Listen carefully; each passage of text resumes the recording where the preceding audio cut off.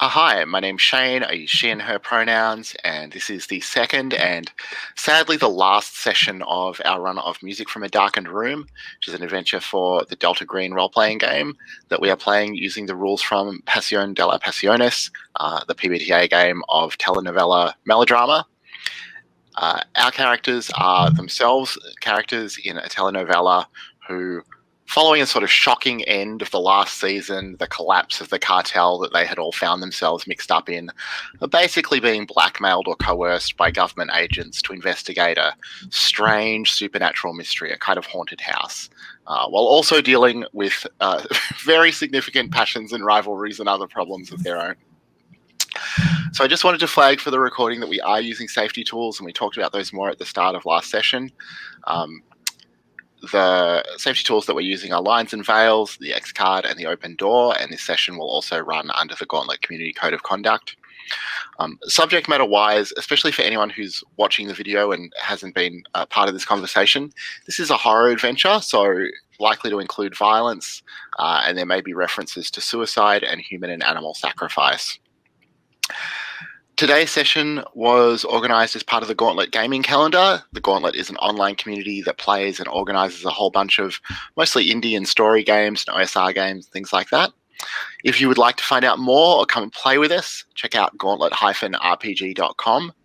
And at the end of June, we're having one of our semi-regular Gauntlet Community Open Gaming weekends where there'll be a whole bunch of one-shots and other short games that are free and open to everyone. And that should be a great chance to come and try out some of our games if that's something that you're interested in, meet some members of the community, and hopefully, if you like it, stick around and keep playing with us. So that's my introduction. I'll ask the players now to introduce themselves, just your name and pronouns and anything else that you want to tell us about yourself, and then also your character and your character's pronouns and just a bit about who your character is. So let's just go left to right across the character keeper for that. So that means we will start with John. Hello, everyone. I'm John. I use he, him pronouns. And I am playing Veronica, who uses she, her pronouns. And she is the La Baeza. Did I say that right? I think that's pretty close for the playbook. The beauty. So Veronica's whole setup is whether or not she is the center of attention. Last game, we saw her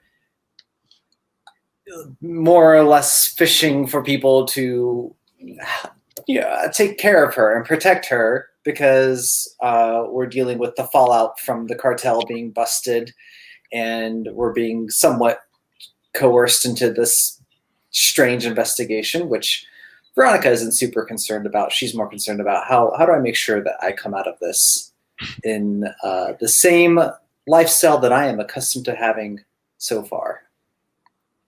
Great. Mark? Hey, I'm Mark. I go by he or them pronouns, and I'm jumping in here with Donaldo, who is the gemelo, the twin of Ronaldo, who is also playing. And I know nothing going into this, so we'll play to find out and see what happens. Great. Puckett? Hi there, I'm Puckett. I use he, him pronouns, and today I will be playing Esme Casillas, who uses she, her pronouns. And Esme is a dear soul, an innocent and naive soul, if you will, who wound up working for a cartel boss through a series of circumstances that basically left her trapped with no way out until he was horribly and inexplicably murdered in a way that pretty much defied the laws of physics, at which point she grabbed a bunch of guns and got the hell out of Dodge. And now she finds herself involved in this investigation with her loves, the people that she should be able to trust most, both plotting to betray her and destroy her. And where does this go? How does this end? Badly for everyone involved, I'm sure. But in the meantime, my heart is broken. But I have a key to a storage unit that may have some answers. Fantastic. And Dennis? I am Dennis. I go by he, him, and I am playing Ronaldo, the gentleman.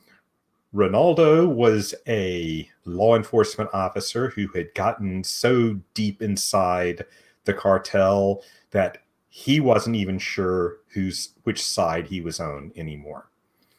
And when the cartel went bad, there are a lot of questions being asked about what he did and what he knew and just how deep was his cover.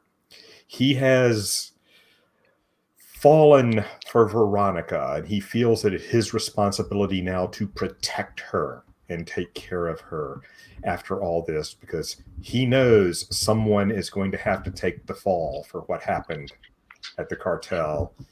He doesn't want it to be him, and now he is determined to protect Veronica. He is also, as former law enforcement, he is the one who seems to be against his own best wishes or his own possible desires, becoming invested in this investigation they are now on. All right. So thanks very much, everyone. I am going to sort of recap where we left off last time.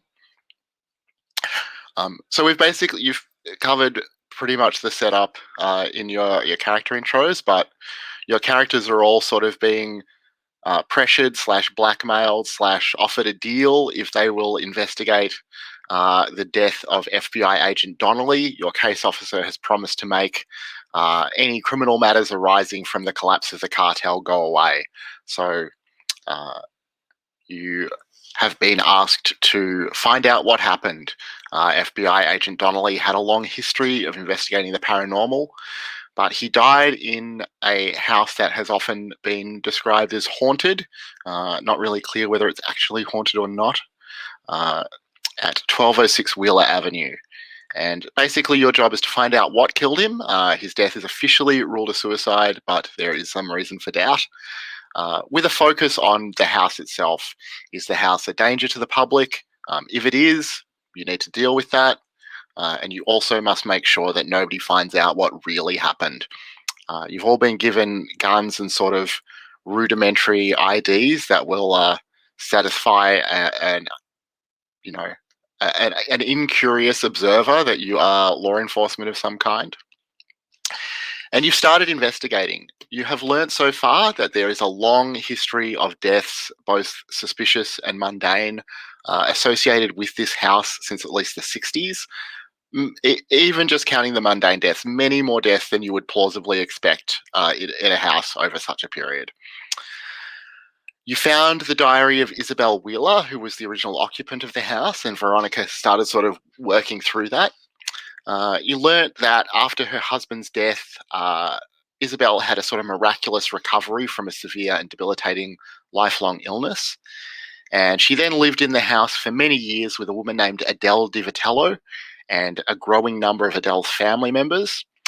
And then, decades later, shortly after Adele left, Isabel's health deteriorated and she died. Veronica and Ronaldo have on their way now. They've just arrived at the office of a parapsychologist named Emil Yarrow, who they've been told might have some information. Neither of them particularly knowing what a parapsychologist is, I think. While Esme, as she mentioned, has acquired the keys and location of Agent Donnelly's storage unit, but also at the end of our last session received a phone call that seemed to be from Veronica, although certainly the audience knows it was not actually Veronica calling, warning her that Ronaldo is plotting against her and inviting her to a secret rendezvous at the Spooner Avenue house after dark tonight. And it is now late in the afternoon, I think. Is there anything that anyone wants to check or add or clarify about what happened in the last session or where we're up to? Did that kind of make sense, Mark? Cool.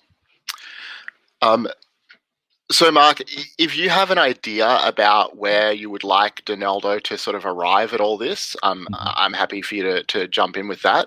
Otherwise, I'll look for an appropriate spot to introduce you. What do you think? Yeah, I think I'll leave it up to you.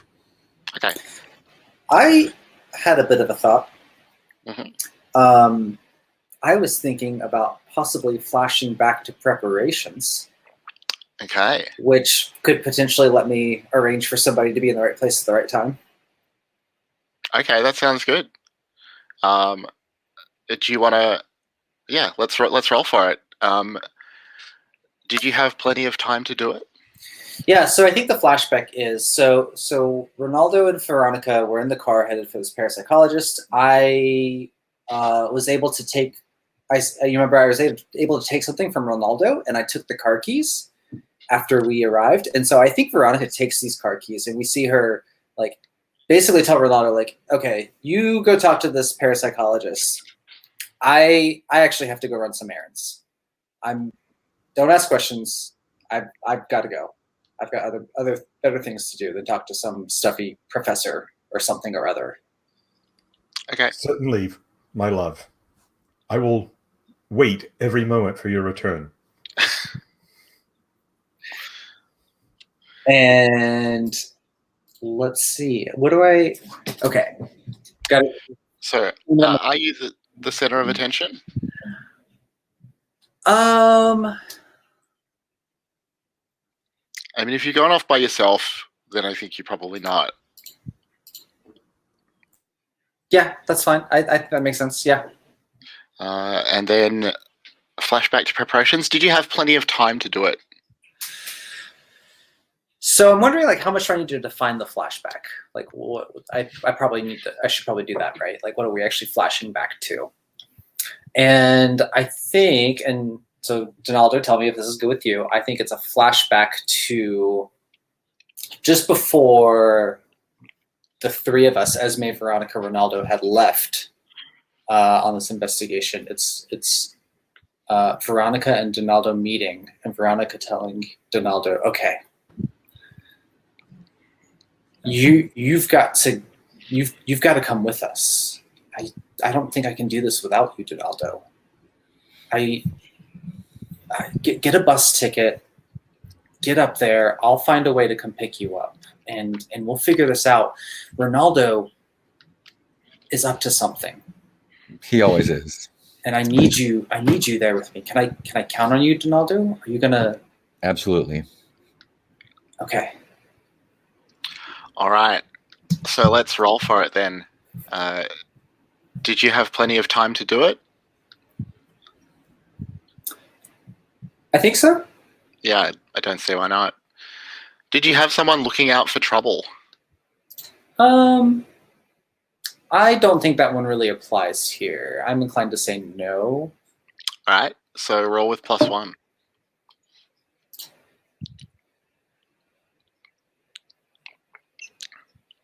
Oh no. So on a miss, choose one anyway, but the GM says who was lurking in the background, and they tell us what they did to interfere before the flashback ends. So you have arranged for someone to be in the right place at the right time. That's what you were. Yeah, that's really what I was angling for. So I'll go with that one.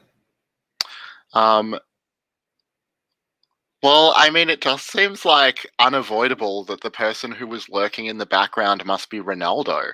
That Ronaldo overheard this call, right? So then, I mean, Ronaldo, is there something that you would have done to interfere with this plot?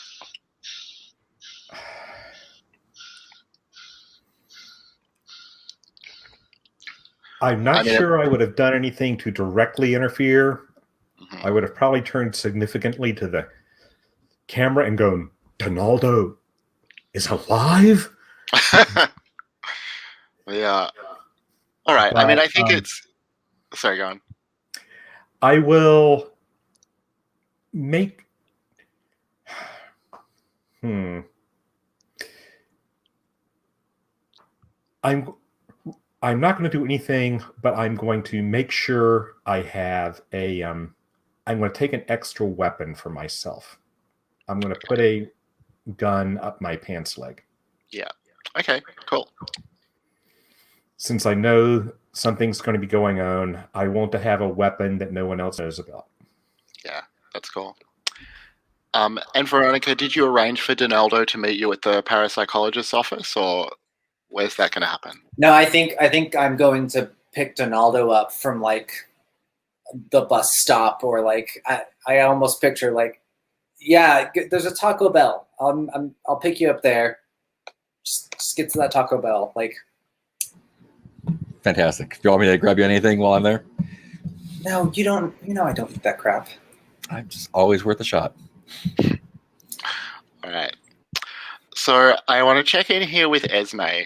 So you got this very dramatic, somewhat disturbing phone call that you presumably think was from Veronica at the end of the last session, right after you had declared your love for antique dealer Elizabeth Tucker. Elizabeth Tucker. Thank you.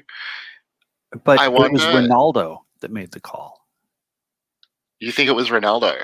That Oh, was sorry, the it was bonus. Ronaldo. Sorry, my notes are not as detailed as they should have been. Hey, Ronaldo that's made the okay. call. Well, it was a call from an unidentified cell number, Yes, and it sounded like Ronaldo. But that's right. my trust is broken, though. I mean, I'm just curious what you're thinking or feeling right now, or what you're going to do. I wonder if you would like to process your feelings out loud, or if you want to head off and investigate some more. Would you like us to do last time on? Do you think will it work here? I mean, I did come very, very, very close to kissing someone I shouldn't. And given how things progressed so rapidly with Elizabeth, I think that it's fitting that I told her, a dear friend, a secret that should have stayed silent. Oh, nice. So either one of those could apply. Yeah. But go ahead. Yeah, I mean, anyone who'd like to mark one of their last time on prompts or kind of ideas or scenes or whatever, you're welcome to do that. But I don't really plan to work with those this session. Yeah, and honestly, but I like your idea of processing my feelings out loud as I'm driving to this storage facility. Great. You know, the sun's setting behind me. Pop music on the radio that I'm not paying attention to,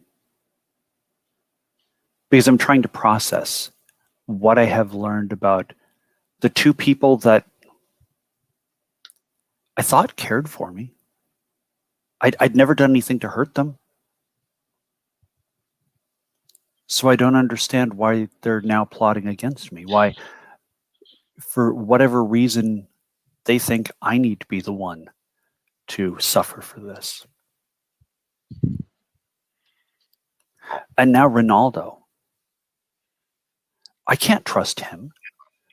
He betrayed me in trying to deal with Veronica, and then called me to try to betray Veronica.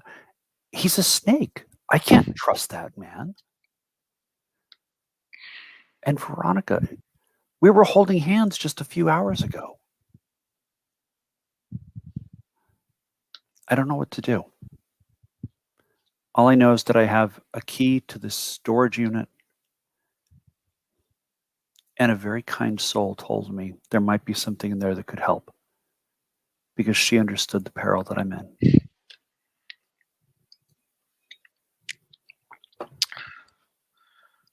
All right. Well, do you want to roll your process? Oh, I would love to process my feelings out loud. Right. So each member of the audience, that's the rest of us, will say whether we are rooting for Esme, and she's going to get a +1 for each of us who says yes. Well, I'd like to hear. Let's not just have a thumbs up. I'm interested in hearing your reasoning. Dennis, why are you rooting for Esme? Because Esme has lost everything. She lost her lover in the cartel, her husband. She thought she had found new protectors, new lovers in Ronaldo and Veronica, only to find that that was a lie. She's lost everything. She needs to have something good happen to her after the commercial break. All right. John? Yeah, I'm rooting for Esme because she's the perennial underdog.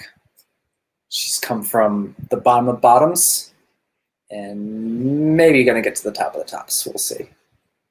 Yeah. And Mark? Yeah, she seems innocent and lost, and it would be really fun to see her land somewhere solid with something.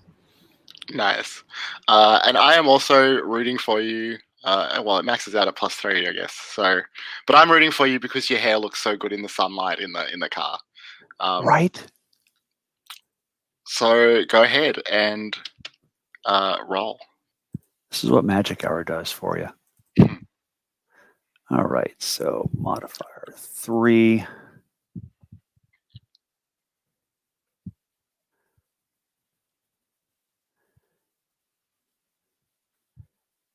Alrighty.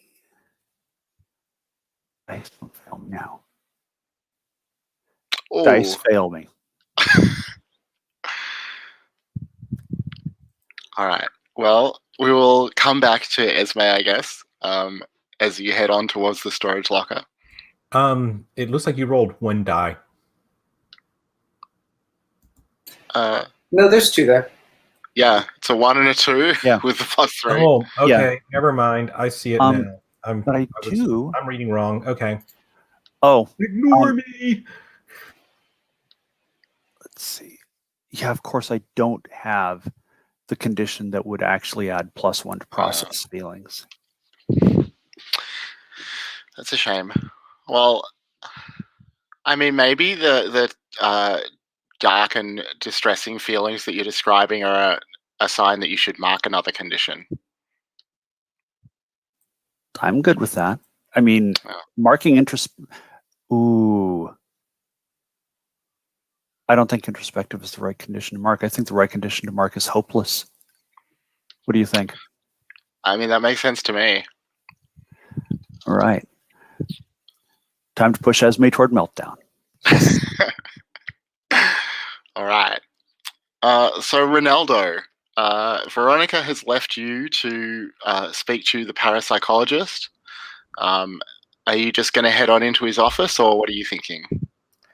I'm going to head on into his office, although it occurs to me that I handled that scene earlier wrong because I wasn't facing it head on without guile. So, but we'll go on past that. But yeah, I'm going to go on into the parapsychologist, or the pseudo-psychiatrist, as Ronaldo keeps calling it, and basically just walk in, facing it head on without guile. Great. So what do you see? He's he's wearing a short sleeve shirt with a tie. He has nicotine stains on his teeth. He's reading some sort of thick, dry tome at his desk, and he looks up as you walk in and says, "Hello, can I help you?" Yes, I am working with the authorities. We are trying to look into the death of Donaldson. Donnelly. We are looking into the death of a FBI agent by the name of Donnelly at a house on Spooner Avenue. I was told you might have some information about that address. Oh yes, his eyes light up. Yes, I know a great deal about the Spooner Avenue house. I'm glad someone is finally recognizing my expertise. Please take a seat. Let me tell you about Spooner Avenue. And I'm going to regret this, aren't I? Yeah, it quickly becomes clear that he thinks he knows a lot about Spooner Avenue. He can, fill you in on a lot of details. He can tell you about a lot of the people who've lived there and passed away and things like that. He tells you in great detail about his theories about what's going on, about the ways that he's, the elaborate classification schema that he's developed for identifying different kinds of hauntings and where he thinks Spooner Avenue fits. Does Ronaldo just sort of let this torrent of information wash over him, or is there specific things that you want to ask, or how do you handle this? I think I will interrupt him after some point and say, no, this is all very fascinating, but I have a problem I must solve. We must solve. A man has died. We must find the cause of his death, that he may rest. How do I locate and confront whatever it was that drove him to what they say was a self-inflicted death? Well, look, I'm sure that the spirits of that house are quite harmless. I don't believe that they would have driven anyone to their death. That's just not how spirits behave outside of cheesy horror movies. But spirits are most easily contacted at night. They're often intimidated by groups of the living, so going by yourself is probably a good idea. And I hope that whatever spirits roam the house will be able to help you with your inquiry. But I'm quite sure that you're wrong. That they wouldn't have done something like what you describe. Then I must find the answer. Thank you for your time. All right. And Veronica has my car. That's true. So what are you going to do? I'm going to call an Uber and head to the house. To Spooner Avenue? Yep. Okay. Head on. Why not? So, Veronica, you meet up with Donaldo at the bus station. The Taco Bell. The Taco Bell. Sorry. Yep. So Donaldo, do you think are Veronica and Donaldo like a secret romantic relationship, or are we just like compatriots that are, it sounds like also we've maybe established like Ronaldo is not aware of Donaldo, at least. Yeah, or we think, yeah. Yeah. So Ronaldo was a law enforcement undercover in the cartel, right? Yeah, and Veronica was a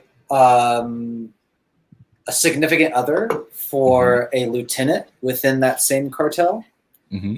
So she was kind of more like she wasn't part of the business per se, but heavily knew what was going on.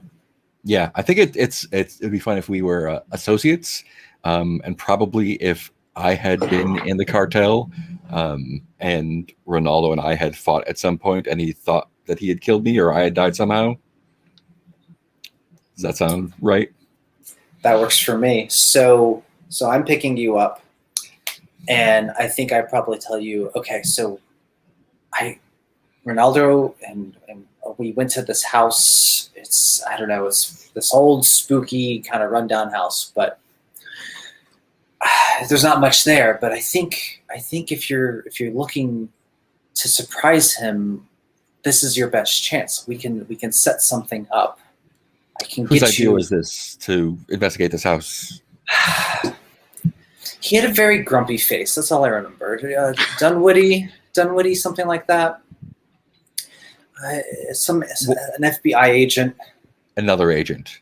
Yeah. You think he's working with Ronaldo? Oh, I'm pretty sure. How they all know each other, right? I mean, I know Ronaldo like kind of played both sides, but you don't walk away from something like that. A cop's a cop. Cop's a cop, exactly. And I just can't shake the feeling that Ronaldo had to have known that bus was coming. He knew something had to have been going down. So, but I've got the car. Why don't I take you to the house? All right. And we'll set up there. We'll figure out our game plan from that point. Sounds good. All right. So I cut back to Esme. You pull up outside the storage location. It's one of those places that has, rows and rows of kind of sheds with padlocked doors, roller doors. Before I get out of the car, I'm going to take a moment and I'm going to gently blot away the tears from my face with a handkerchief. Probably one with Ronaldo's initials embroidered on it that he gave me as a token of his affection. Mm-hmm. Is that okay with you, Dennis? Yeah, that's fine with me. Okay. I just wanted to double check because I don't want to assume that like Ronaldo necessarily gave her something. So, Yeah, that's fine. Okay. Actually, I come up with something when y'all were talking earlier when Donaldo was going through his background. Uh-huh.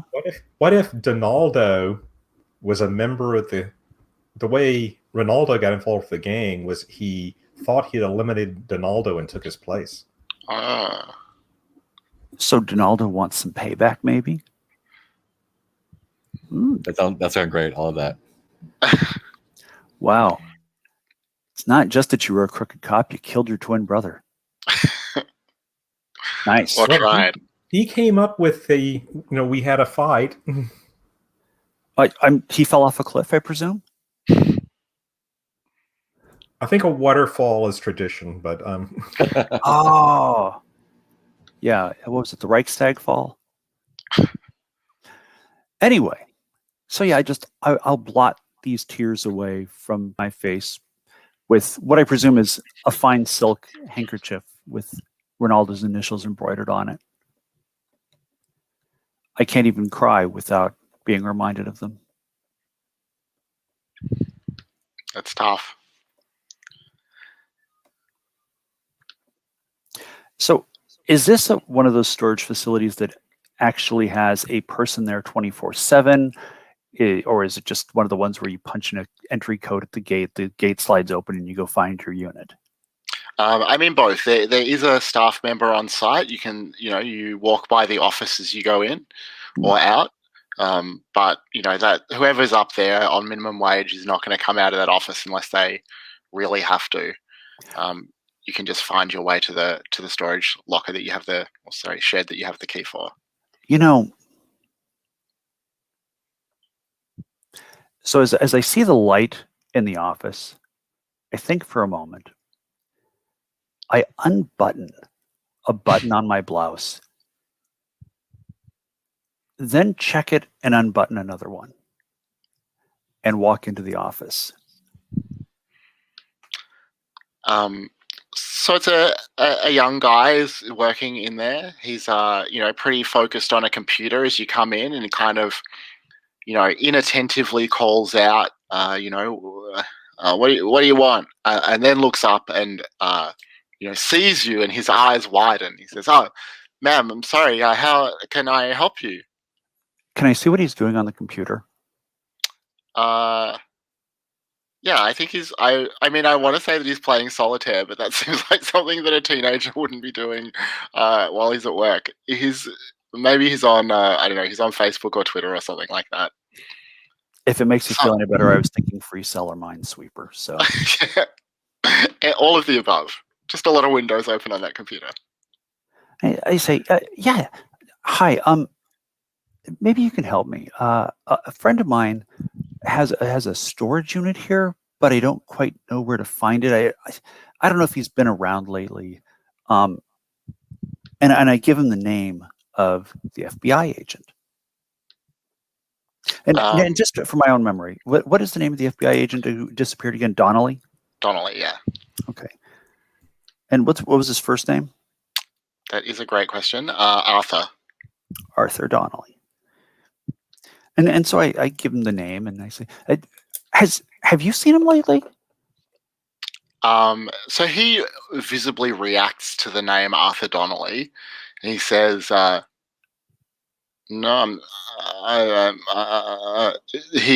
you can see that he wants to tell you, or he's trying to decide if he should tell you that Arthur Donnelly is dead, because he does know that." And I look at him and I say, "Are you okay? You seem like you're getting upset. Did I say something?" Look, I lean forward. The bead of sweat visibly trickles down the side of his face. He says, "I'm sorry to be the one to tell you this, but your friend is dead."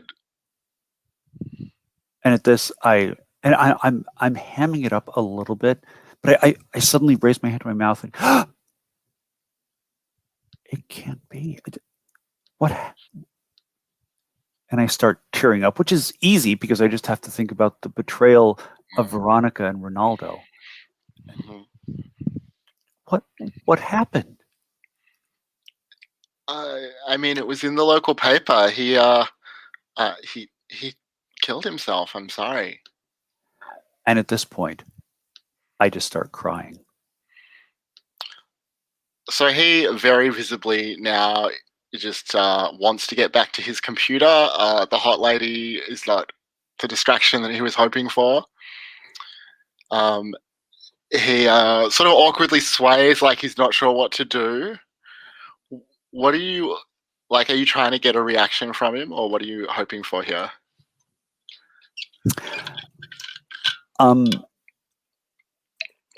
Just because I love being an absolute disaster.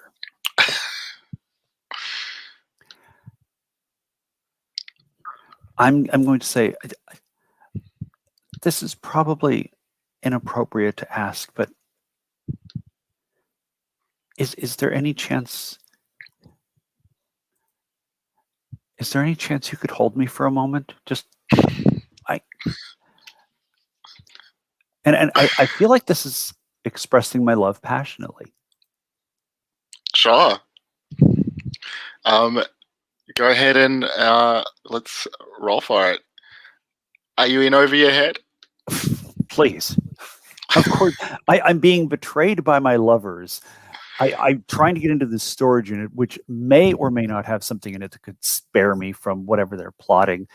And I'm now trying to emotionally manipulate a teenage clerk at a storage facility. That feels in over my head. Are you dressed to impress? Hey, that second button did it. If the first Absolutely. one hadn't, the second would have. And does he believe that you're single? I don't think he has any reason not to believe that. Yeah. All right, we'll go ahead and roll. Yeah, Plus because three. +3 roll, it worked so well for me last time.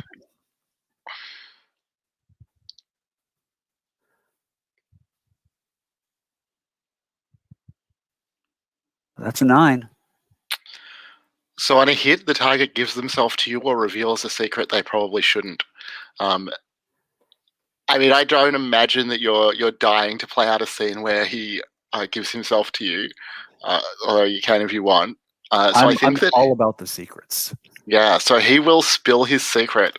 As he does, he embraces you as you've requested, and he says, "Look, I shouldn't tell you this, but if you want to see what your friend had in that storage space, you better get to it quick. He hadn't paid his bill for a few months, and Mr. Miglia, the guy who runs this place, he thinks that he might find something valuable in there, something that the authorities want or something like that."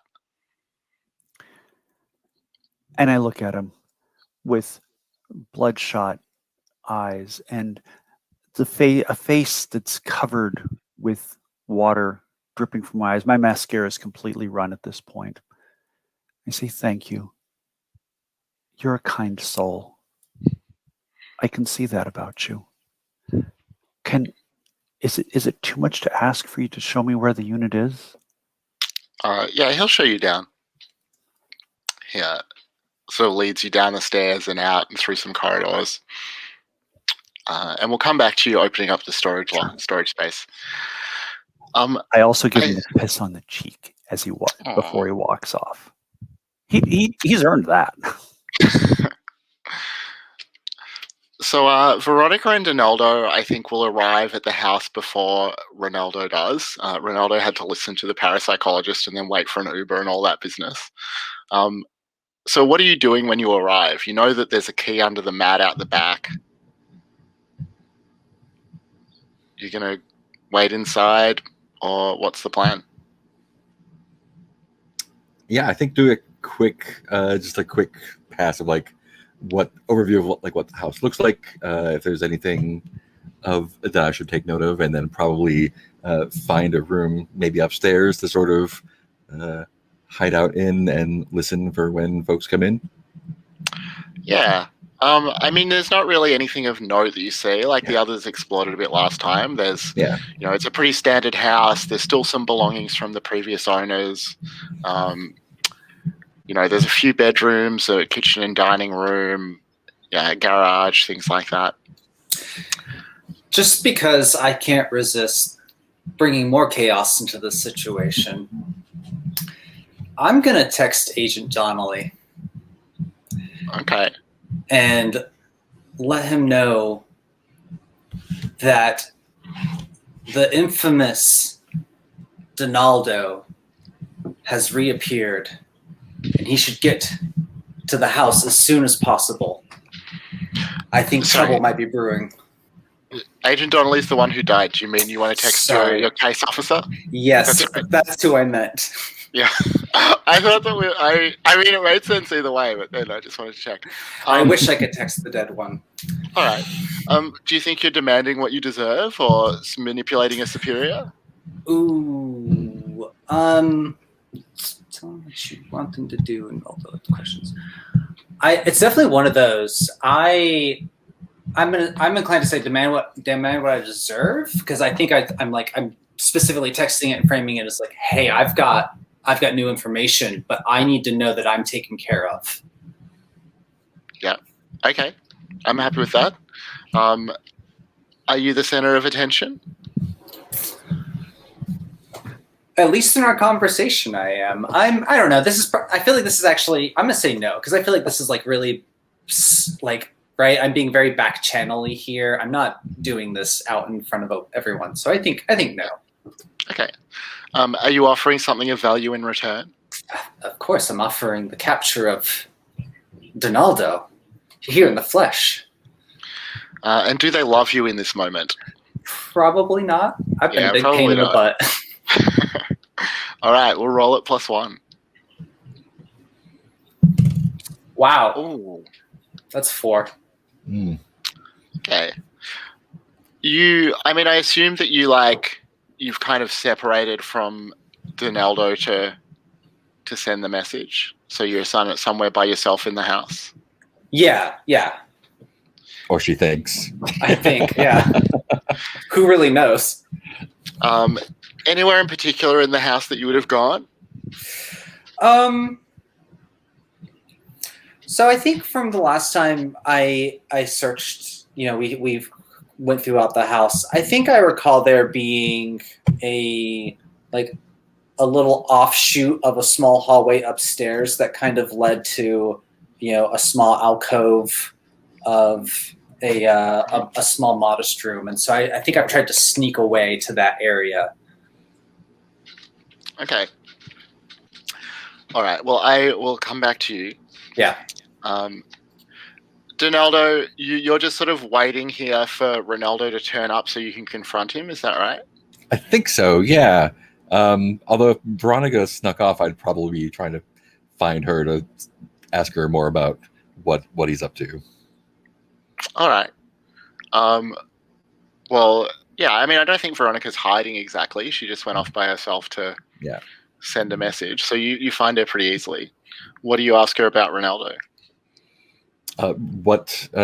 Veronica, what do you think that he is? What do you think his game is here? What does he have to gain from having you here investigating some dead FBI agent? Donaldo, I couldn't even begin to fathom a guess. I can't keep up with all these mind games. I feel so lost. I don't know what you must know something. You don't hold back from me. Donaldo, I'm just a pawn in all of this. I've been pulled from one side to the next, told where to be and when. I can't keep track of it anymore. So then what's your game? What are you after? I'm just trying to get things settled. Settled how? Back to a bit of normalcy in life again. You mean normalcy when my brother took my place in the cartel? You know I didn't have anything to do with that. But you knew. You knew it wasn't me. How could you say that, Donaldo? Do you want to accuse me of lying? I am accusing you of lying, yes. Okay. So, are you? What is it? Are you relying on your twin's reputation? I'm not sure. Taking advantage of your twin's reputation? I don't think so, but if someone wants to argue for it, I'll take it. Yeah, I think you're right. Do you have an audience? I don't think I do have an audience. No, because we're alone. I'm going to say, even though you're alone in this house, that you do have an audience. So let's call that a yes. All right, I'll take it. That's not spooky at all. Do you have evidence? I have no evidence. This is all gut feeling. Do you? I was gonna say, do you want to? You could potentially flash back. I think that's how the game works. I don't know. Oh, I could flash back to get evidence. You can try. I think I'll go without evidence and just be like, this is his he just kind of like lashes out without planning like that. All right. We'll roll it +1 then. D6 +1.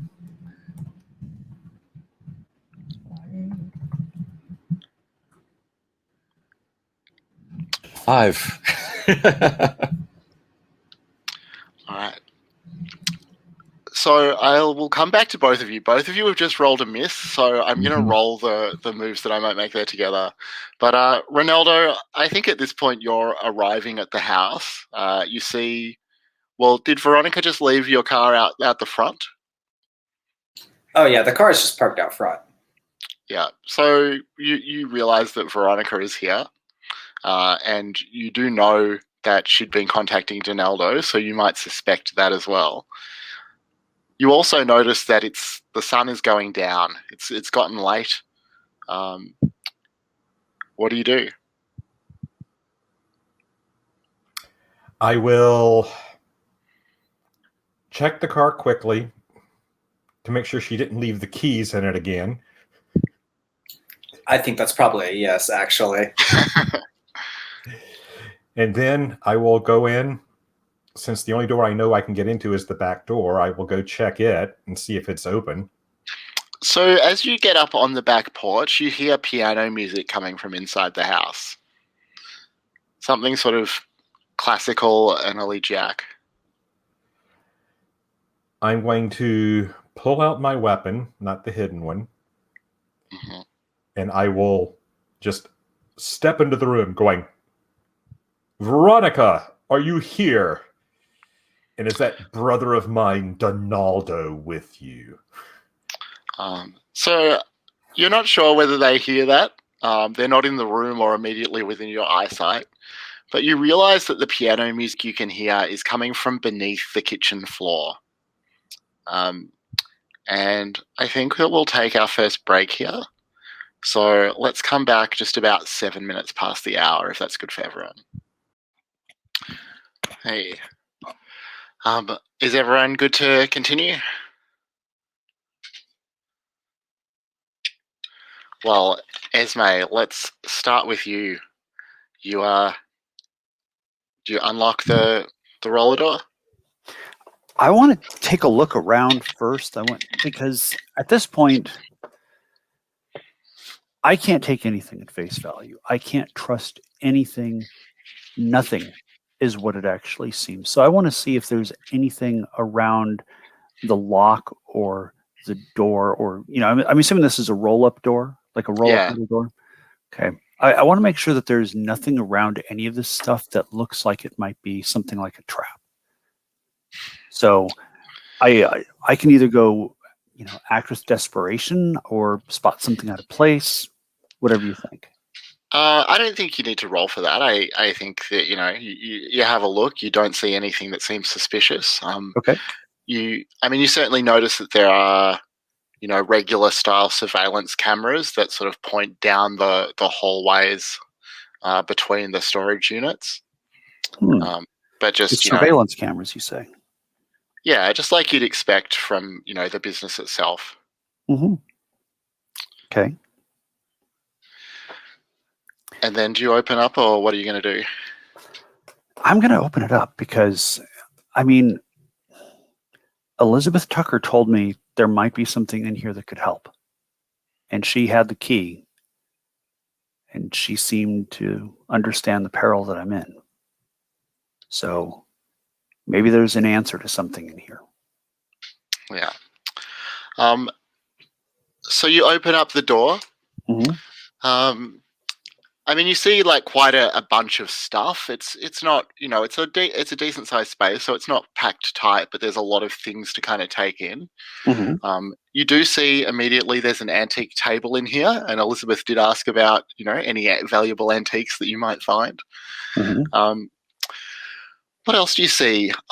There's some like gallon-sized gasoline containers. There's some some shovels, some work gloves. There's some bags of quicklime, some biohazard containers, a sofa bed. A sofa bed, you say? Mm-hmm. Is it pulled out?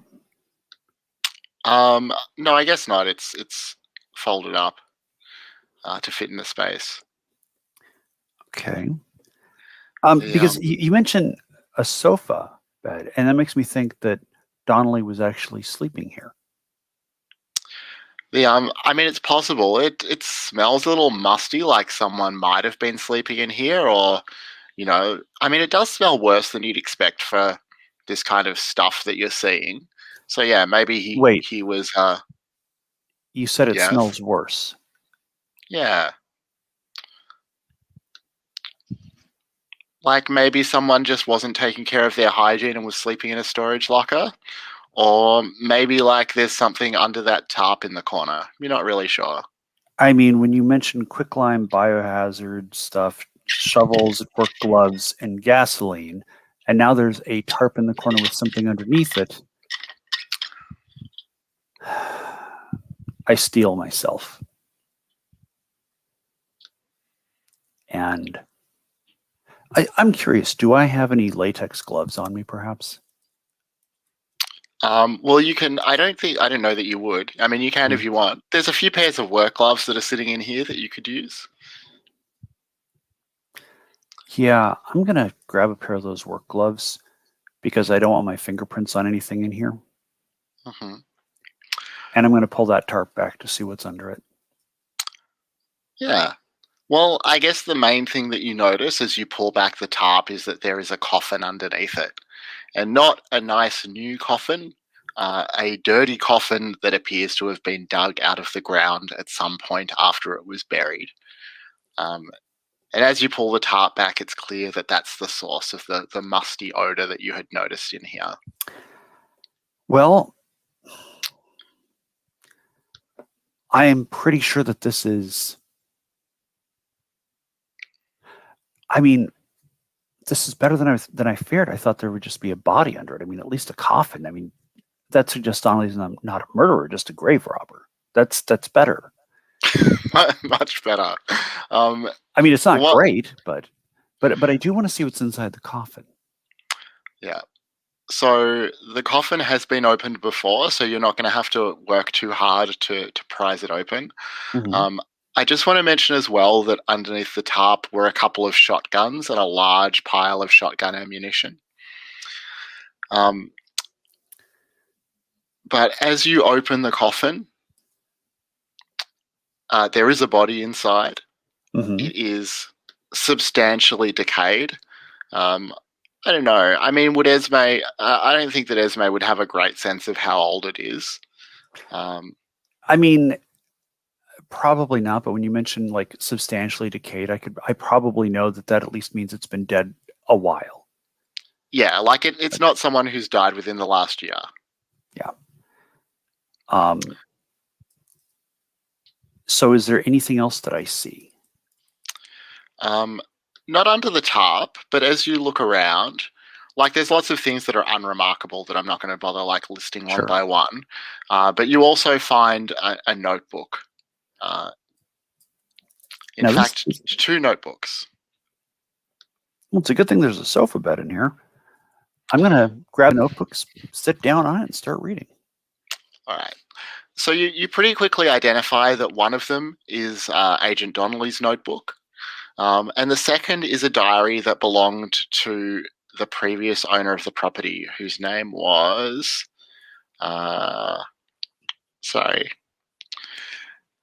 whose name I will come back to you with. Sure thing. Was that Adele or Isabel? No, Isabel was the original owner. This is from Yamila Asmari, who lived there from around 2014 through 2016. Do you start with either of them in particular? I'm starting with Donnelly's because it sounded like he was into some weird stuff, and it sounds like he might. I mean, I'm looking at all the stuff around. He dug up a coffin.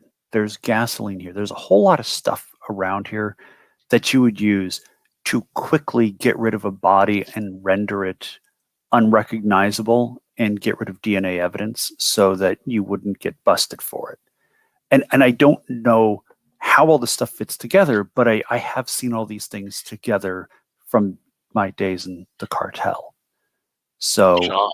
I know what it's for here in this context.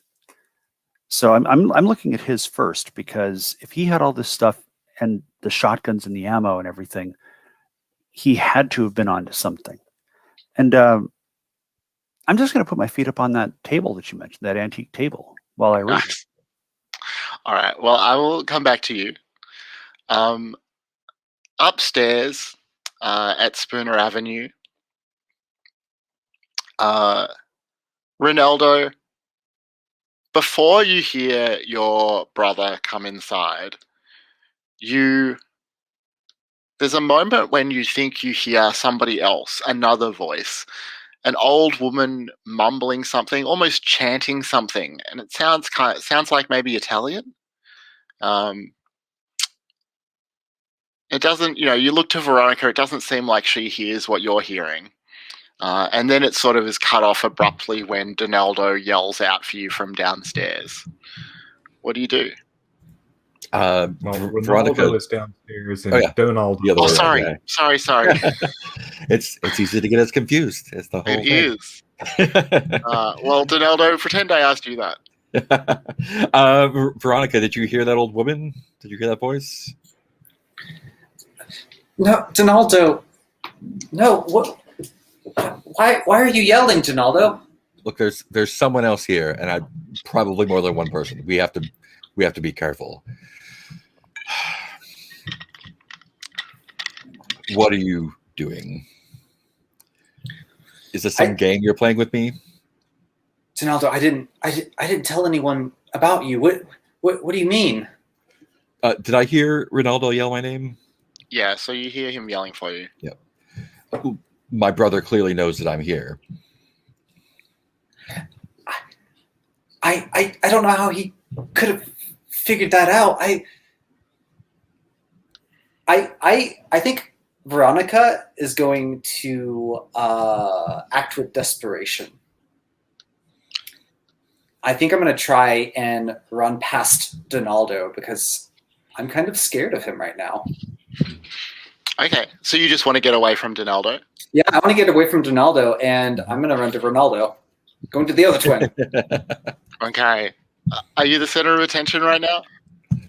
Okay, I think I am now, yeah. Yeah. And are you doing this for love? Does it count for loving myself? I don't think it does. I don't think it really does. Are you doing this for vengeance? No, not really. All right, we'll roll with +1. And I actually, because of my condition, am at -2 for act desperately, so I am at -1 overall. Okay. Oh, I still got a 7. Oh my gosh. Nice. So on a 7 to 9, the MC will give you a worse outcome or an ugly choice. All right.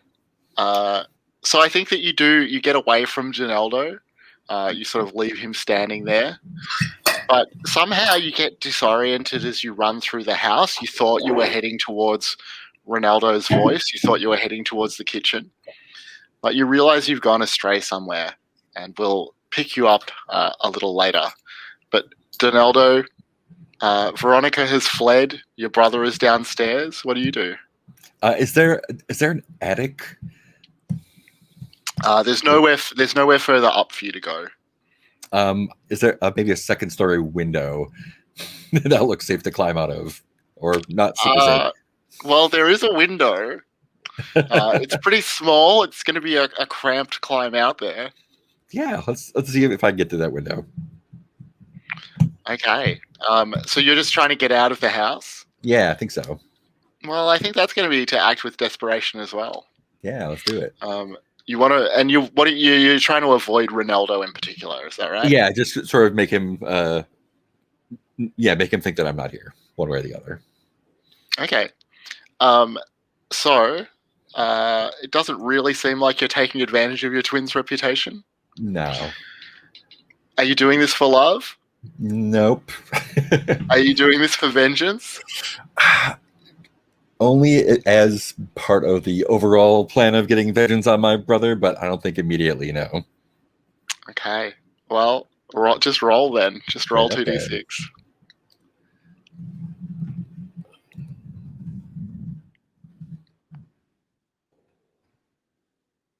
Oh, nice. All right.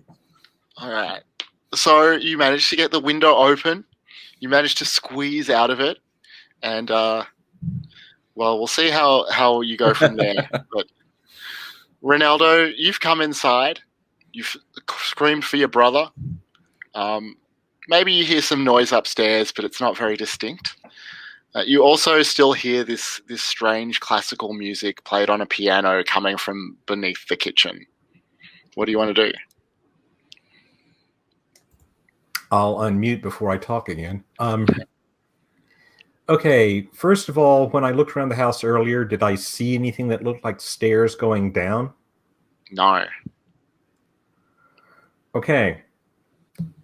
So I'm going to look at the floor of the kitchen and do a, "Are you waiting for me in the cellar?" And I'm going to spot something out of place to see if I can find a hidden door or something going down. Okay. Would that work? Yeah, I'm happy for you to do that. I don't know that the questions are really going to work for this, but let's just roll with it. So it definitely seems like you're handling this head on and without guile. Yep. Have you been intimate with this person recently? Clearly doesn't apply. It's a kitchen, so. Are you free of other distractions? At the moment, I'd say yes. Okay. Well, roll with +1. Okay. +1.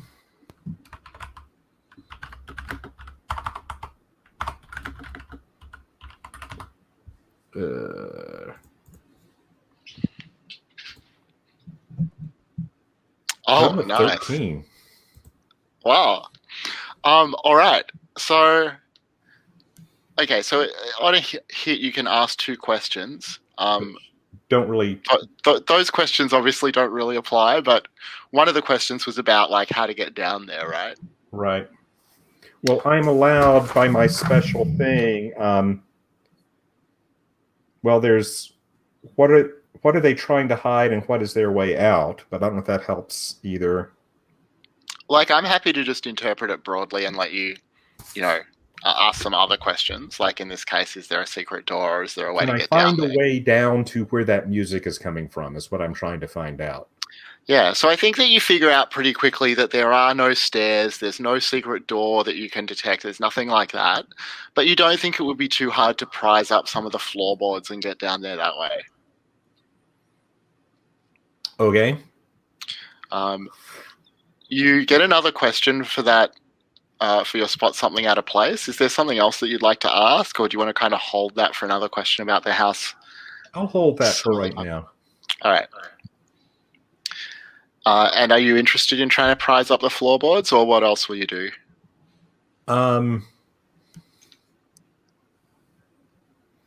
Yeah, let's see if I'm convinced I'm hearing the music and I'm convinced there's something down there. So. Okay. So, what do you use to start prizing up the floorboards? Can I find like a big knife or something in the kitchen, or an ice pick or something like that? Funny that you ask, because when you turn to the counter, you notice that there's a straight razor sitting on it, which you don't think was there before. I'm not sure if you could use that. I'm not sure how that would work, but at least I can start cutting the linoleum up off the floor. How about that? Yeah. So yeah, you start slicing through the linoleum. You'll find something else that you can use to prize up the floorboards. You know, there's a few boxes of kitchen goods, including various, what do you call it, spatulas and sharp flippers and things like that. Something that you'll be able to use. All right, let's see. Veronica, let's pick up with you. So you, we're trying to get down to the kitchen, but you find that you have somehow taken a wrong turn, and this looks like it must be the old master bedroom. It is very extensively panelled with mirrors built into all of the walls, kind of a 70s style, I guess you'd say. But just the number of mirrors, the way they reflect, in every direction, it's a feeling like sinking underwater as you come into this room. Something really uncomfortable about being in here. What do you do? I think it gives me a bit of vertigo, and I'm just kind of turning and looking. And Ronaldo, Ronaldo, where are you at? This house, I've just gotten turned around in it, and I'm gonna look and see. Do the mirrors like slide? Are there doors behind them, or other ways out? No, you don't find that any of the mirrors will move, but you do notice as you sort of look up. You're fiddling with the mirror. You stand again. There's a woman in an old-fashioned dress standing behind you, or at least reflected in the mirror, standing behind you. She draws and slowly unfolds a straight razor. What do you do? So I can see her in the mirror behind me. I like jump and react and turn to face her as I start backing away from her. So what you see behind you is that there's no woman there, but the razor is in the air in the same position that she's holding the razor in the reflection, and she slashes at you with it. So I'll get you to act under pressure to avoid it. Is there act with desperation. Okay, that's what I thought. I think I am the center of attention since she's attacking me. I think you are, which is rude. My self-love doesn't seem to get me the "Are you doing this for love?" And I'm not doing this for vengeance at this point, so I think I'm still at -1 overall. It's another 7, though. I'll take it. Nice. So a worse outcome or an ugly choice. Let's see.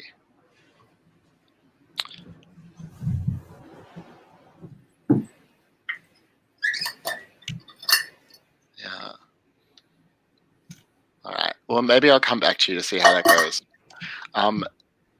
Donaldo, you are dangling out the side of the building. Are you climbing down to the floor? Are you going to climb in a ground floor window? What do you? Yeah, I think I'm going to try and make my way as safely as reasonable to the ground. But if I have to just let go and drop, I'll let go and drop. Okay. And see if there's any footholds or anything I can ease myself down on. Yeah, I mean, you make your way to the ground. Maybe you sort of, you have a hard fall, but you're all right. You've gotten down safely. Yeah. But and then Ronaldo and Veronica are both inside. Yeah, I think I'm going to make my way around to the back door to sort of like, if Ronaldo is yelling for me, I assume he thinks I'm upstairs or inside. So I'm going to try and take advantage of that and come up behind him. All right. Well, you will come up behind him because as you step into the kitchen, you see that he is busily involved in. Well, it looks like he's trying to pry up the floorboards. What do you do? Yeah, I just what do I want to yeah, I think I'm just confront him. I think I just say, Ronaldo, what have you hidden down there? What are you keeping from us? What am I keeping from you?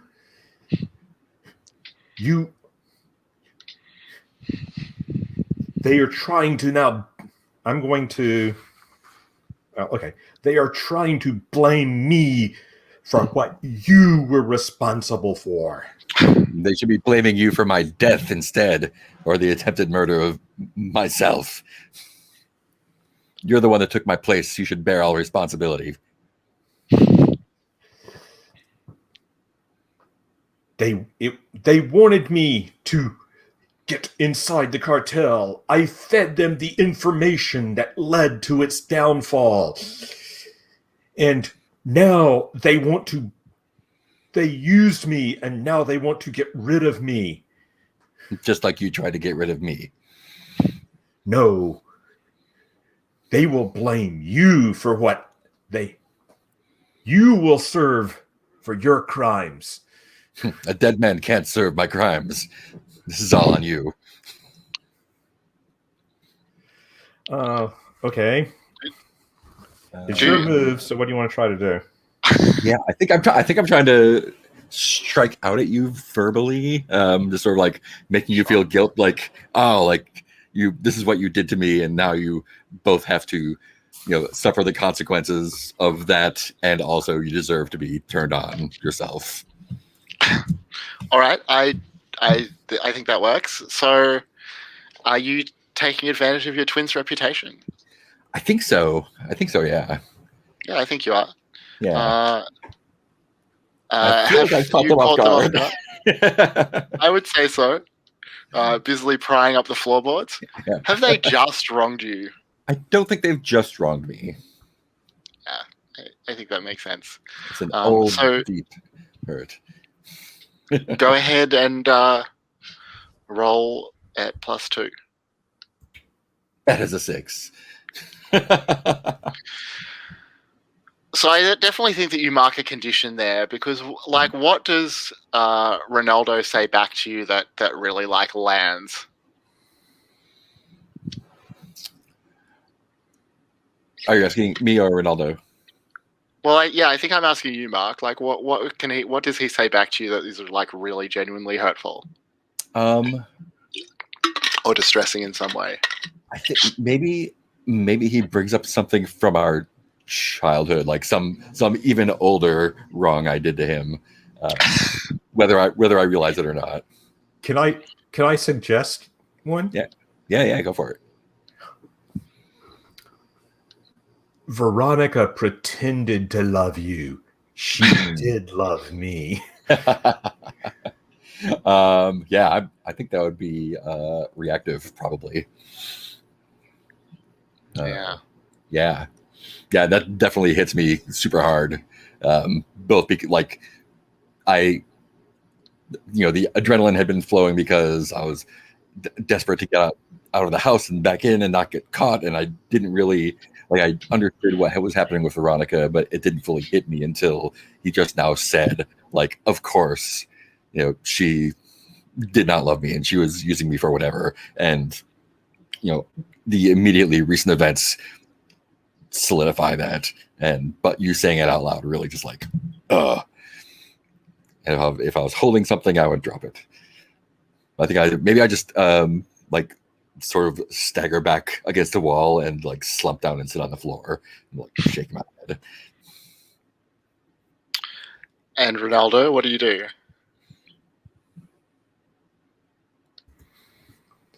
So I don't know what game you were playing with this piano or tape or whatever you've hidden under the floor here. Piano. I cannot resist. What? you know I am driven to right and justice. And so you have me investigating this murder. I don't know anything about a piano. I thought it was, if there's a piano, it's probably the piano. The piano probably that is playing right now. Do Is you not it the old hear woman it? playing the piano? Did you hear the old woman? No, I do not know There's a whole old woman. There's an old The woman somewhere in the piano. house. Do you not Maybe hear she's the playing piano? it. I don't hear a piano right now. No. Perhaps your guilt has driven you insane. Ronaldo, do you want to accuse him of lying, or is there another move that you're looking for? Don't know what I can do here. I mean, you don't necessarily have to make a move. It can just be a dramatic role-playing scene. This could be processing your feelings. Mm. I'm not totally sure what processing your feelings does for me, to be honest. It's a good time for everyone involved. Okay. Basically, okay, I'll process my feelings. I will go, I did what I thought was right and just. I injured my own brother. We had our differences, but he was still my blood. And I injured him. I thought I had taken his life. I just wanted him out of the way so I could... It was the only way to infiltrate the cartel, to get inside and all the information we would need to take them down. And there were good people there. Esme, she was the innocent. Veronica, she was misled. But I fought to take it down, to do what was right. And then, even though they had my information, they treated me just as they would have any of the other thugs in that cartel. They wouldn't accept who I was. And then, as a joke, they send me on another case to solve another crime. And they are playing games with me now? With these pianos and these pseudo-psychiatrists. What is the true story here? All right, let's roll to process your feelings out loud. So, going to ask everyone if they are rooting for you as audience members in this moment. Puckett, do you want to go first? It's hard for me to tell how many faces Ronaldo has at this point, but it's definitely at least, if not greater than, 2. So while I can sympathize with him feeling trapped in this situation, I feel like this is a trap of his own making. So I gotta go thumbs down. Okay. All right, John? This is a tough one.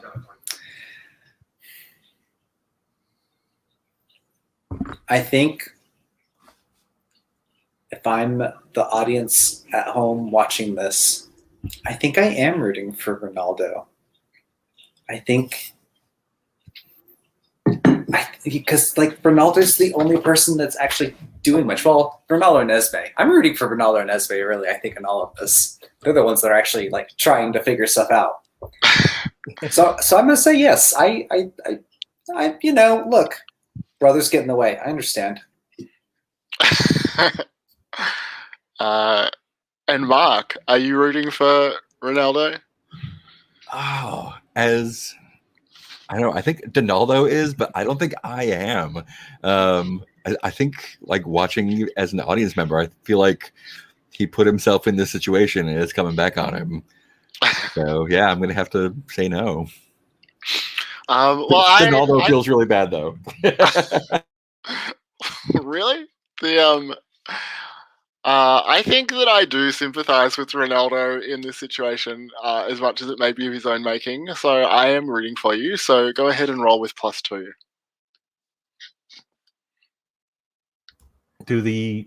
Is it not a +2 -2, or is it a +2? How does that So work? it's just a +2. So you take +1 for each audience member who is rooting for you. Okay, I thought the ones who were against me were negatives, but okay. I don't think so. Okay. It's not a negative if somebody says no. It's just not a +1. So Yeah. it's basically 0. Thanks, Paco. Got a 10. Oh, nice. So on a 10 plus. So on a hit, you choose one of the options and take +1 ongoing while following up on it. And because it's a 10 plus, you can also set a scene where you follow that information immediately. Do you want to choose one of those options? Or do you want us to come back to you and you can have a minute to think about it?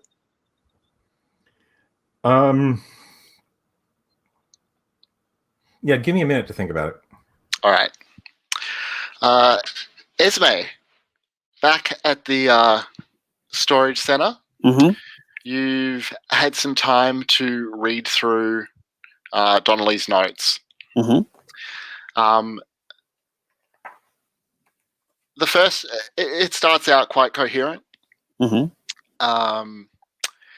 It goes back quite a few years, and you realize that this is a notebook that he had devoted specifically to the house at 1206 Spooner Avenue. He grew up around here, so he'd heard lots of stories about the place, from when he was a child. But he never really gave it much thought until later, as a seasoned sort of paranormal investigator, he heard of one of the residents' deaths a few years back and decided to look into it. He sent word up to his superiors in Delta Green that he had, found some indications that there may be an unnatural phenomena in the house. They never got back to him for whatever reason. He let it go for a while. But then when Yamila Azari entered the picture, he again became interested in the house. So she was the last owner before she and then he passed away. He tried to convince her not to buy the house.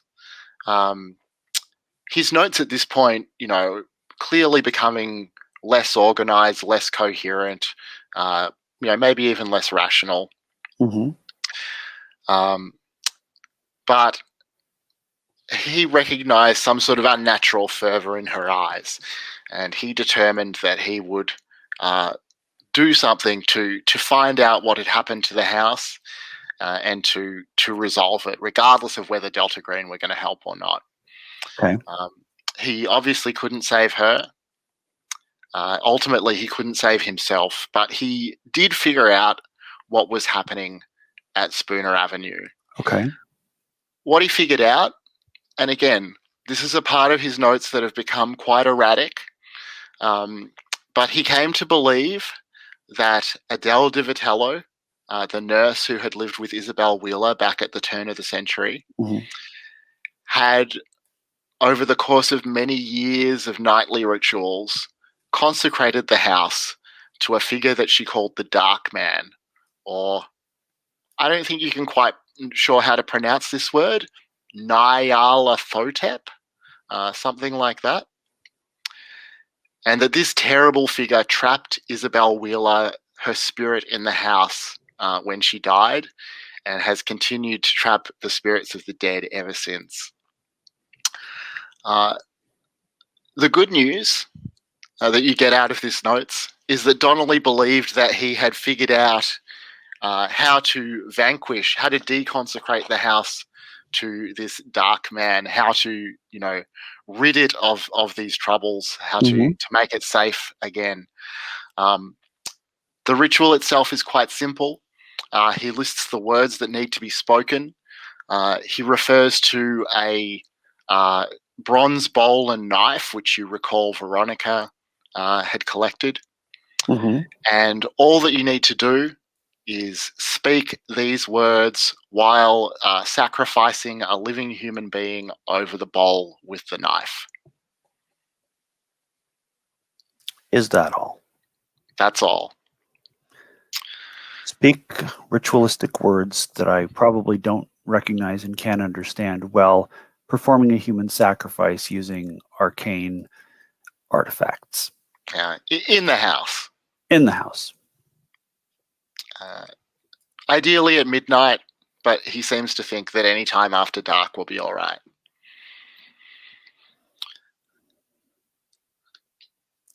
Is there anything else in these notes? I mean, that's really everything of consequence.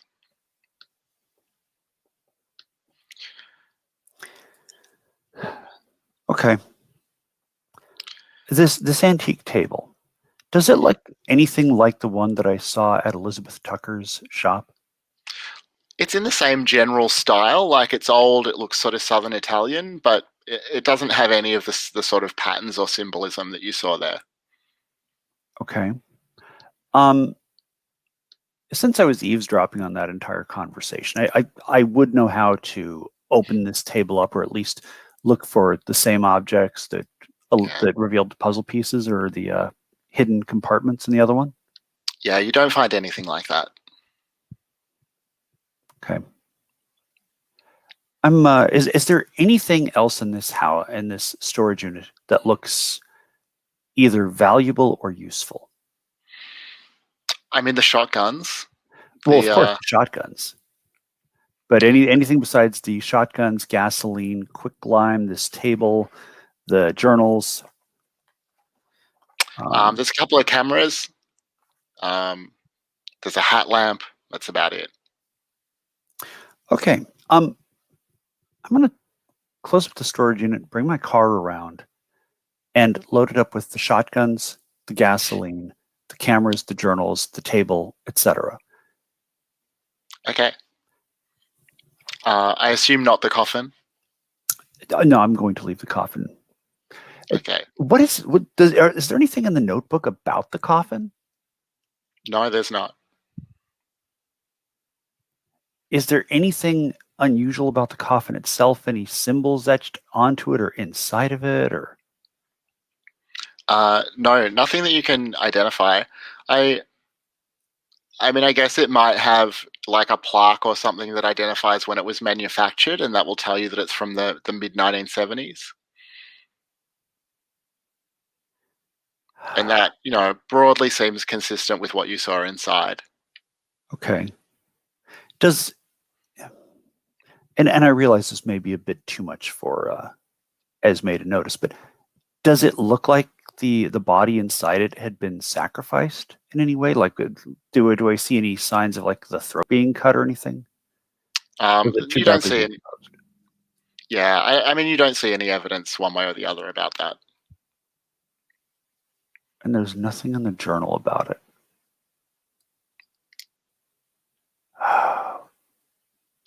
No, but I mean, also you can tell that he was pretty incoherent by those last pages of the journal. So maybe some things started to slip by him.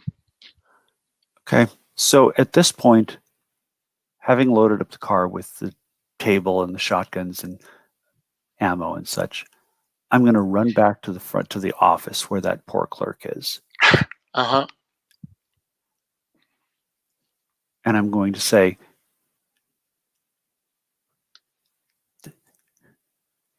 it's horrible. There's a dead body in that storage unit. What do you mean, a dead body?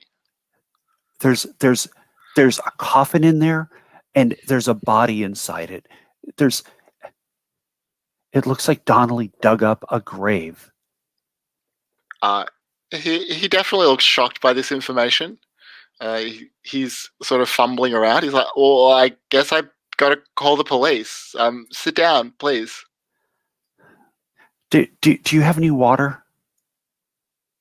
Yeah, sure. Do you want to call the police and I'll get you a glass? Yes, I can do that. All right, and he sort of heads off into the back room, and you hear him turning a tap. And at this point, I kind of want to reveal a shocking truth about another player character. I love this.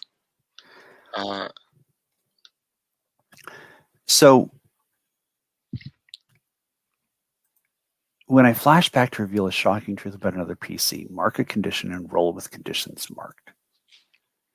So Is that going to put you over into a meltdown?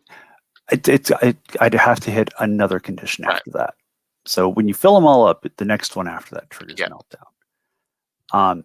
So I'll mark introspective, which gives me 4 conditions. So that's +4.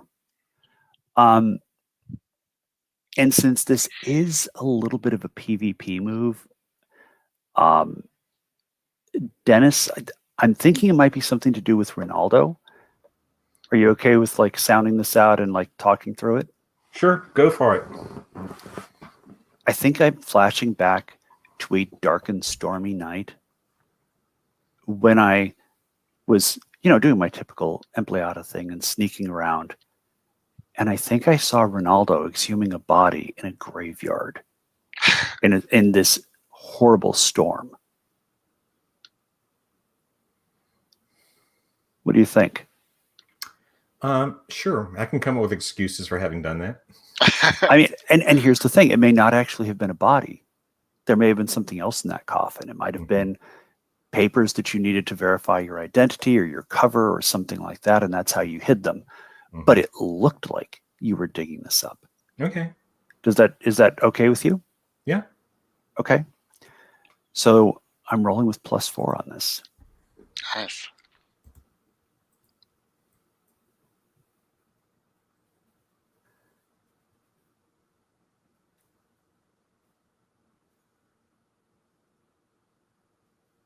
Wow. Oh, it's just about the highest roll I've ever seen in a PvP Nice. game. I mean, it's one shy of being absolutely perfect. Mm-hmm.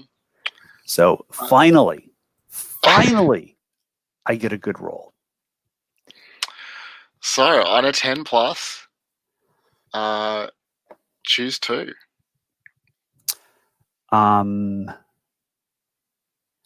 Well, on a hit, the news is staggering. Before acting against me, they must act with desperation. Yeah. I have unequivocal evidence this is true. I think I had a camera with me and I took some pictures. Nice. And I would like to introduce a shocking new character who has my back. Well, tell us about this new character.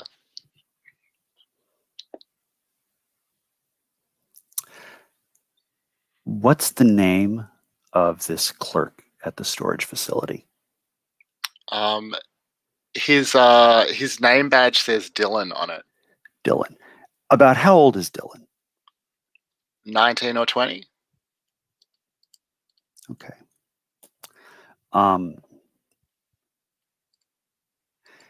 So, as promised, I call the police.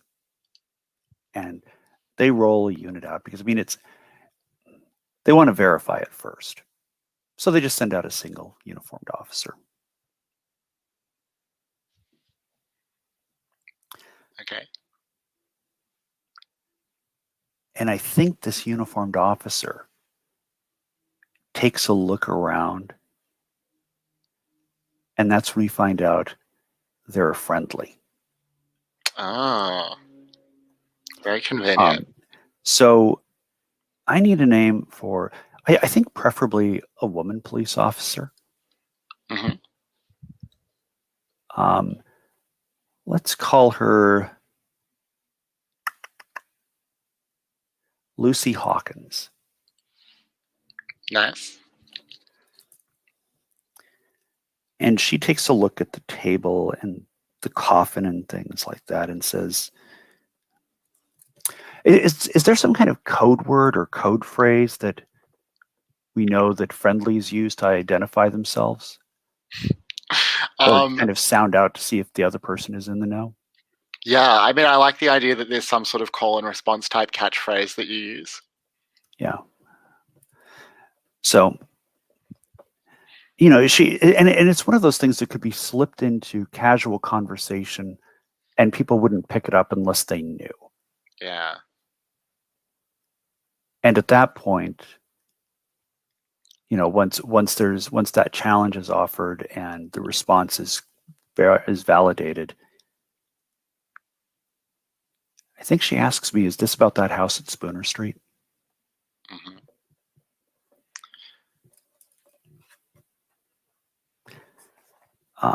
And I say, "Yeah, it is, and it's bad."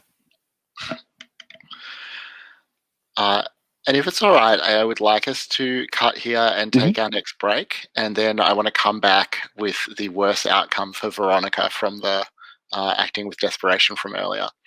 So yeah, about a 10-minute break. So come back about 4 minutes past the hour. See y'all then. All right, are we all ready to continue? Yep. All right. So Veronica, this razor blade swings through the air at your throat. You're able to wheel back out of the way, but as you do, you feel a pair of cold hands grasp your shoulders and drag you back. For a second, you think they're dragging you toward the mirror, but actually they drag you through the mirror. And there is a feeling like being plunged into an icy lake. You are falling, drowning, struggling for breath. What do you do?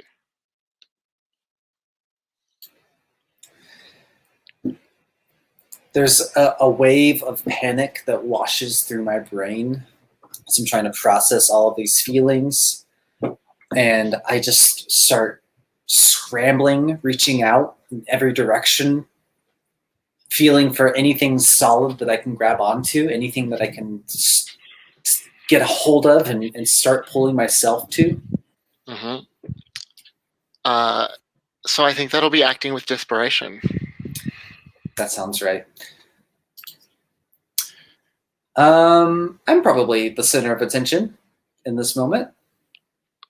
Of whose attention? That's a good question. That's fair. I mean, I guess, no, I think you're actually right. Whatever is happening here, you are the center of its attention. So Yeah. I buy that.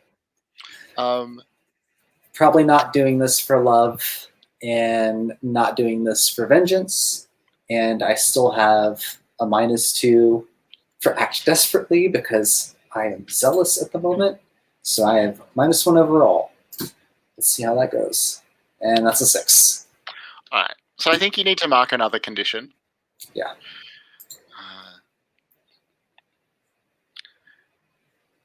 I am raging. Nice. Yeah. And I think nonetheless you'll find purchase on something. You'll sort of start to heave yourself out of whatever this is. And you don't exactly remember pulling yourself out. But you start to wake. You're lying somewhere. It's dark.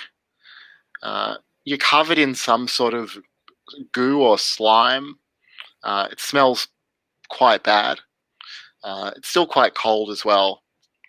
And you can hear just outside this room, Ronaldo is talking to Esme. And you can hear that what they're talking about is that you're really the problem now. If you were to die, they could pin this whole thing on you, make it all go away, get themselves out of this mess, and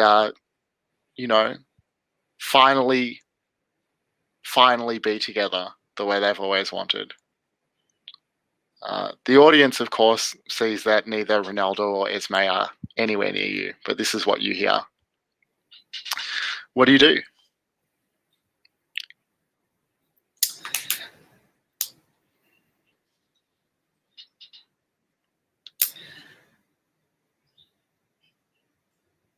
I can't remember if I took a sidearm or not. I think you probably did. I feel around my person to make sure I've not lost it, and when I feel the grip of the gun, I pull it out and I start stomping towards the voices, ready to show them what they've angered. All right. So just as you're about to step outside the room that you woke in, a phone rings behind you. It sounds like an old-fashioned rotary phone. We'll come back to you in just a bit. Ronaldo and Donaldo, I think we left you in the kitchen, having halfway dug up the floorboards. You hear Veronica's voice from upstairs. It sounds like it's coming maybe from the master bedroom. And she yells out, "Guys, stop fighting. Come up here. You've got to see this." What do you do? Okay, well, before I respond to that, I want to finish up my process your feelings out loud. Yeah, of course. Can I do that? Yeah. Thank you. It says the audience tells me how to get blank to blank. Basically, what I've decided that Ronaldo here wants to do, he's compromised too much of himself. So he wants to know he can do one final thing before whatever happens to him happens. He wants to end what is ever is happening here. At the house. So that's what he wants to do. Okay. So the audience will tell you how Ronaldo can end what's happening in the house. We are all the audience.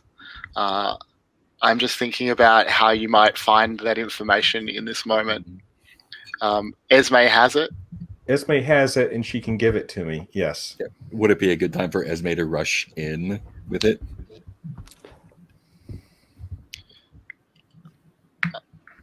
Esme, would that work for you, or I have an alternative if you don't want to do that?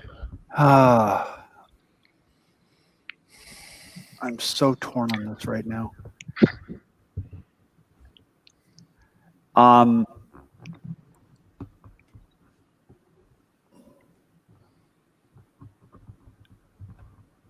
I think it would make sense. I mean, I'm okay with suddenly having Esme and Lucy in the scene, both of them with shotguns.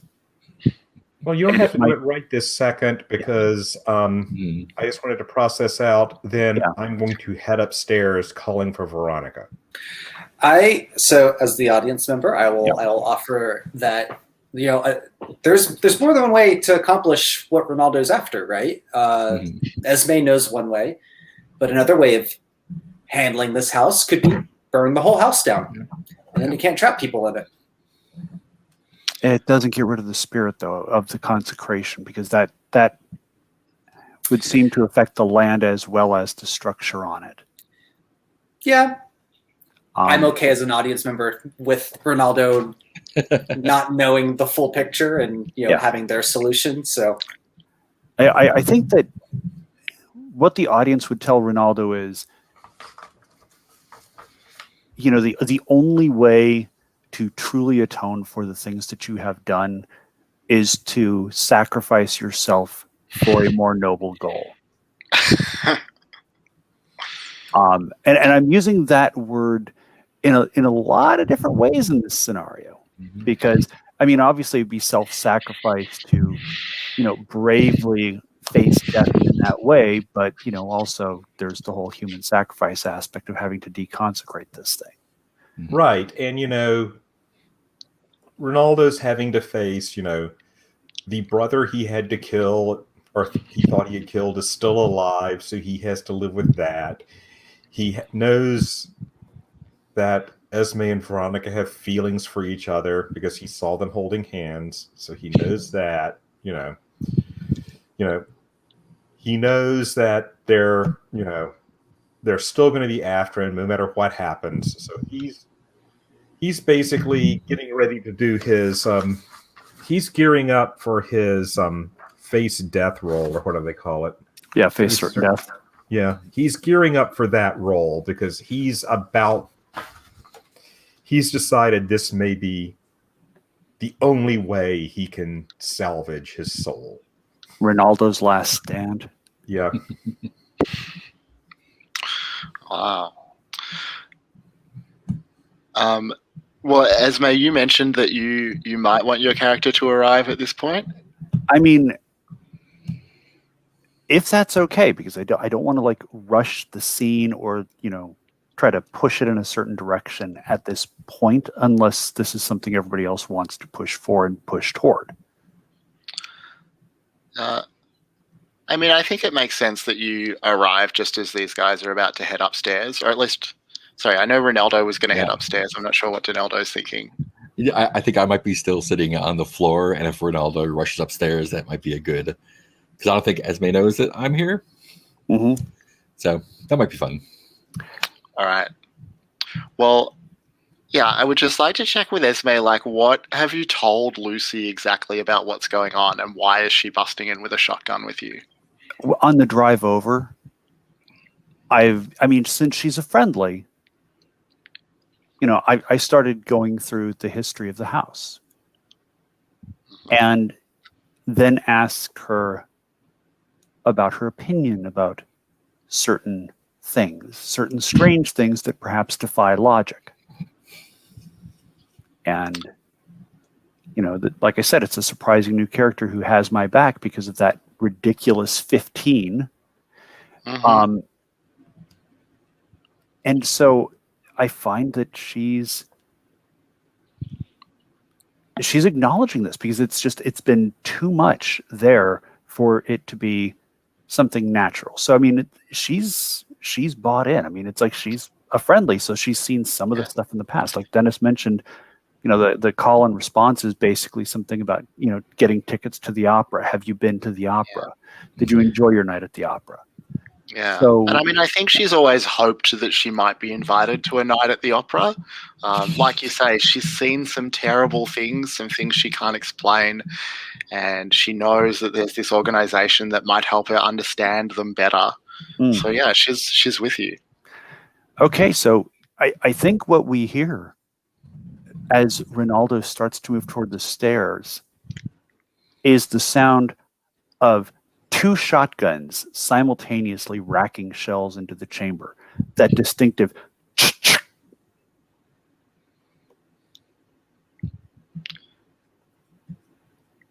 Ronaldo, do you stop as you hear that?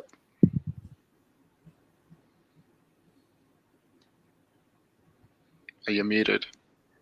Probably, because I would recognize that.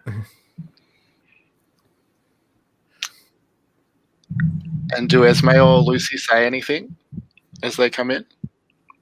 I look at Ronaldo with sadness on my face, like visible sadness and emotional turmoil, and say, Ronaldo, it's so much worse than any of us knew. And I'll toss Donnelly's journal to you. Say, read the last few pages, which of course are the bits about human sacrifice, the brass bowl, and or is it brass or bronze? Bronze, I think. Bronze. So the bit about human sacrifice being necessary to deconsecrate this house.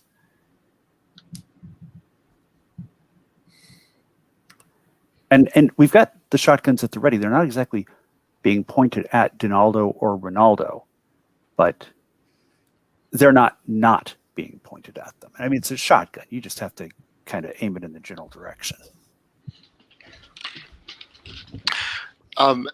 Donaldo, do you say anything as you watch this unfold? I think I wanted. I'm trying to figure out if it's reasonable to try and do the story spinner thing to try to find out about who these people coming in with shotguns are, because I don't think I know them.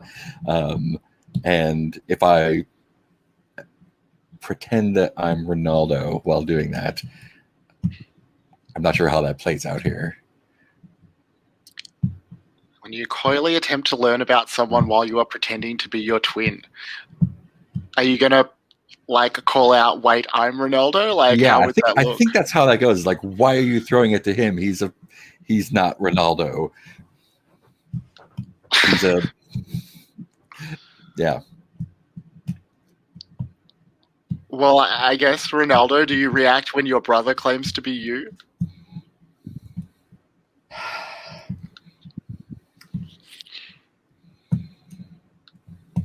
Esme, I think the house has Veronica.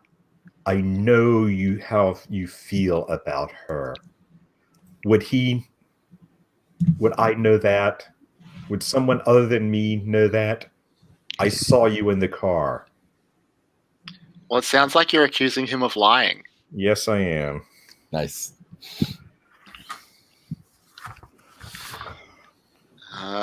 Is there a handling role with things- Story Sorry. Spinner?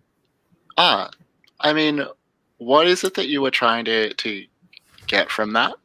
I think I'm trying to figure out who they are, because this is a complete surprise to me, and sort of like if there's any positioning I can get by being Ronaldo instead of me. Two people with shotguns is probably a great way to cause trouble. All right. Well, yeah, if you want to go with the move, then you can do that. You are taking advantage of your twin's reputation. You're trying to convince them you're him. Do they love your twin? Ooh. I mean, Lucy certainly hasn't met Ronaldo. And Esme, my heart has been broken by the plot that I overheard, and that Ronaldo is not aware that I know about. and is there That's a no, in other words. is there an ample distraction? I feel like there's a lot of distractions. Yeah. Yeah. I mean, two Sorry. shotguns and two twins. In a haunted house after dark, yeah. One each. So what's that? +2. Is that +2? Yeah. Okay. Cool. That's a solid 12. Nice. So on a 10+, you hold 3, and you can spend them to ask those questions. And so when I ask like, how could I make you angry at my twin? Yeah. Okay. Great. How could I make you angry about my twin? Or how could I make you angry at my twin? I'm not sure this is a fair answer, but I'm already kind of angry at Ronaldo because he was plotting to get me out of the way with Veronica. So, I mean... Or how could I make you angrier, I guess?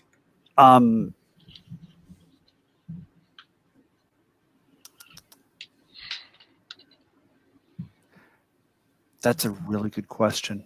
And I don't know that I have any kind of answer. So let me I'll put it to the table. I mean, given the situation, what do you think might make Esme angrier about this? Tell her that Ronaldo hurt Veronica. Yeah. Well, I'm not thrilled with Veronica right now either, because she was plotting with you to get me out of the way. So I mean, it's like that would at least amplify the emotion in the room, though. Yeah. I think. Okay. That's fair. Great. Do I have to use all 3 hold immediately, or can I hang on to them? No, you can use them later if you want to hold them. Okay. Yeah, I think. And I think I go. I think I'll hold the other 2 for now. Right. Yeah. So then I think just say like, that's my twin brother Donaldo, and he beat up Veronica and left her tied up upstairs. You've got to help us. All right. And Ronaldo, you were ready to accuse him of lying? Yes. And I currently have obsessed as one of my conditions, which gives me a +1 to accuse of lying. Nice. And I mentioned that I know that Esme and Veronica have a connection, which he could not possibly know. Mhm. So you have evidence and an audience. Yes. You seem to be handling things head on and without guile. Yes. So that looks like +4.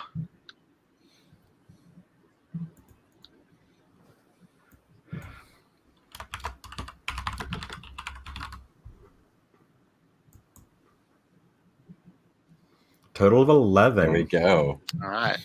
I'll choose one. Oh, sorry, choose 2.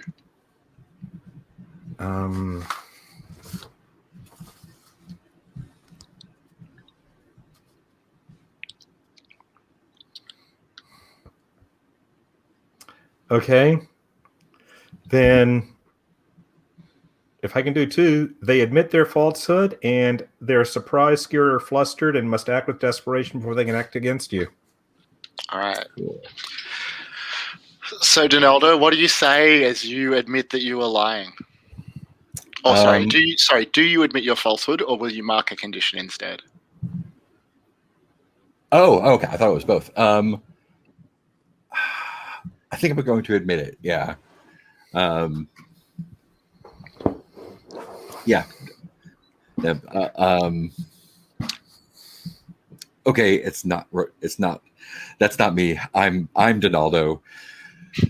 Ronaldo is. He's using you. He's using Veronica. He's using me, his brother, who he thought was dead. I don't know what his game is, but we're all wrapped up in it. Wonderful. So you were trying to lie to me, to pretend to be him. I wasn't trying. I did. What I know from both of you is that you're both worthless, lying snakes. And I am striking out with voice or violence. Who are you striking out against? I guess it's both of them. Yes. All right. So at this point, I think it's both Donaldo and Ronaldo because they're both liars. One of them plotted against me. The other one, yeah, pretty much everybody not named Lucy at this point. So Right. as I bring the shotgun up and I say these words, I mean, Ronaldo, you know Esme so much better than Donaldo. And here I am calling you a worthless, wretched, lying snake who isn't fit to be called a man, a human, much less a man.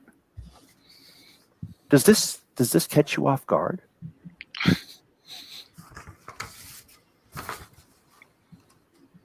Was that Ronaldo or Donaldo? I was asking because Ronaldo knows Esme much better. Donaldo's never met Esme. Yes. And I will throw the book back at her. Okay. And say, I have done many things. I will correct the sins of my past. I will end this. Oh. So I feel like I have just been wronged in this scene because somebody's been. I mean, was it Donaldo? Was it Ronaldo? Who the hell's lying? Who cares? I've been lied to. Sure. And is there any question about whether I'm in over my head? So that's +3. Also, I don't think I've rolled with it. Modify it? Actually, that's a good. So, yeah, this is strikeout with voice or violence. So let me check. So you've got -2 from introspective. Okay. So that's +1 overall. Got it.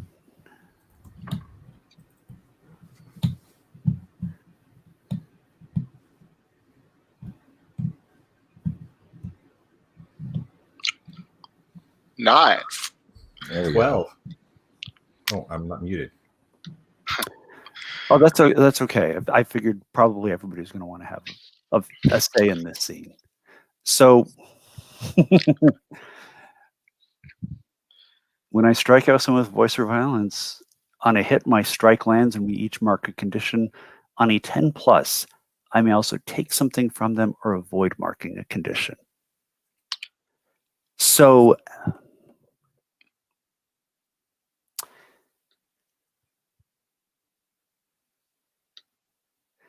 Ronaldo, what do you think I could take from you that would put us in a position where together we can end the problem of this house once and for all?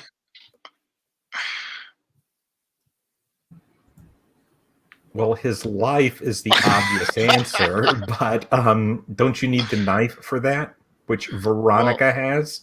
I think that I'd like to just add the detail here that Veronica, you have made your way like near to this room, just in terms of bringing everyone back together for the climax. You're still around the corner, so you haven't emerged. You can tell that there are shotguns leveled, that tensions are high, that harsh words are being thrown around, and you're welcome to introduce yourself to the scene whenever you're ready to do that. So this was I was following the voice of Esme and Ronaldo originally, right? And you're saying it's led me back to I think we're all like gathered in the kitchen, or they're all gathered in the kitchen. It's led you here. You kind of lost track for a second, but then you heard voices in here, and now here's everyone. Yeah, and so I don't know if I'm interrupting the resolution to strike out someone, but I think Veronica rounds the corner with the gun drawn and yells at you all, You've all been against me this whole time, haven't you? This was all some sort of a sick game that you're playing. Does anyone have that bowl at this point? Well, sorry, can we just go back for a second and make sure that Puckett's move gets resolved? So Ronaldo and Donaldo both need to mark a condition for that, for the strikeout. And Puckett, I'm not sure how you want to proceed. Like, Ronaldo's life is available. Shane, you know exactly what I was doing before this. So, yeah, knowing that Ronaldo feels a need to atone and having all these tools there and having shown Ronaldo what Donnelly found to be the answer to this, I think the answer, and Dennis, again, this is, if you're okay with this, because this is kind of PvP adjacent stuff here, I think that Esme is going to make the point that someone needs to be sacrificed. And given all the horrible things you've done in your life, given what a wretched snake you are, this might be the only good deed you ever have done.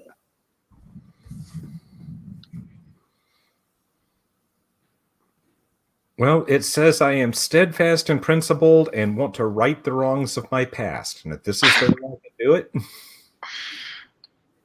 Okay. Sorry, Donaldo, did you want to ask if you can flashback? Yeah, if no one has the bowl right now, I would like to flashback the preparations. I think Veronica said that it's probably just in the kitchen where she left it. Oh, okay, cool. Sweet. Conveniently located. Donaldo, are you all right with your brother being sacrificed at this point? I'm not, and I think I'm about to, if any violence is going to come to him, I think I'm about to act with desperation to sacrifice myself instead, because he doesn't deserve to die. So, Shane, when do you want Esme to go into meltdown? Well, that's my question as well, because until you've taken something from Ronaldo, it's not really clear to me that like happens, because that still option is on the table to not mark a condition. I'm okay with the human sacrifice with Ronaldo being part of the meltdown. I feel like that would be in character for this sweet, innocent girl who's seen some horrible things but tried to stay out of it and tried to stay above it all, to finally have no choice but to get her hands dirty. Yeah.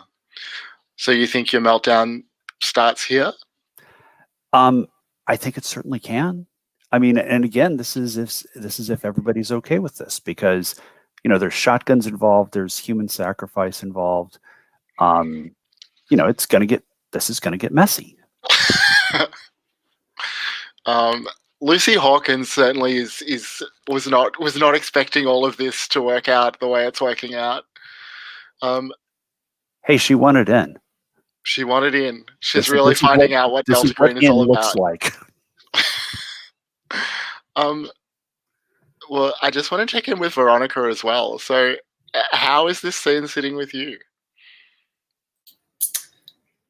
As long as it's not me, that's what matters most. I'm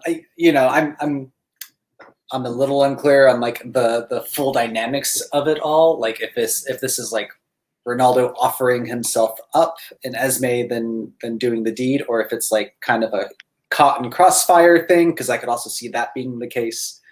But Veronica's number one prerogative is take care of herself. And so, as long as if I'm not the one being sacrificed, I'm good with it. So if it's okay with everybody, I'd like to complicate things a little bit as part of the meltdown, because it feels like Ronaldo is acquiescing to be the sacrifice. And at this point, he's accepting being the sacrifice. I wouldn't say acquiescing. Okay. If you want, just grab the bowl and the knife and slash at him. And again, PvP-ish, if this is too much, let me know. I'm going to level my shotgun at Veronica and say, it's about time you got your hands dirty too. Pick up the knife. And I'm just shaking at this point. Say, Esme, what do you want me to do? Why are you pulling me into this? Pick up the bowl, pick up the knife, and cut his throat. This is how we solve this house. Donnelly figured it out and killed himself before he got here. We're not making that mistake. We are not leaving a problem for someone else to clean up again. I just don't know. Oh, jeez, I'm gonna be sick. Okay. And I put the shotgun to my shoulder and I'm aiming it straight at your head and saying, I'm going to count to 3. I close my eyes. I can't do it with my eyes open. And then Donaldo, what do you do? Yeah, I think as she closes her eyes and slashes at Ronaldo, that's when I sort of either combination jump in front of her and or grab her arm to aim the blow at myself. Okay. And so the situation you want to avoid is Ronaldo being sacrificed? I think so. All right. You're not really taking advantage of your twin's reputation. Am I or am I not? Because I think everything about him and his reputation is sort of built up to this, both his decision to sacrifice, and they're like, yeah, let's get that guy. Yeah, okay. I buy it. Are you doing it for love? I don't think I'm doing it for love, but I'm definitely doing it for vengeance. Why wouldn't you be doing this for love if you're jumping in front of a blade intended for somebody else? Because I don't want him to get off easy. Oh, you want him to suffer. Yeah. Okay. I see. I want him to actually be responsible for my death instead of just thinking he is. You want him to get it right this time. Yeah. Right. Cool. Oh, and I have a +1 for being reactive too. Looks like. So that's 3 altogether. Sounds right. That's an 11. Nice. So you manage to hold it together. You get in front of the blade. Veronica, you feel the knife in your hand slash through somebody's flesh.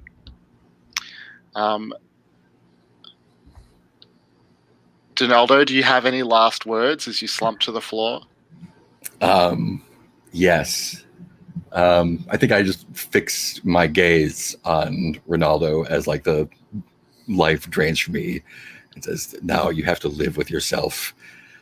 You thought you killed me, or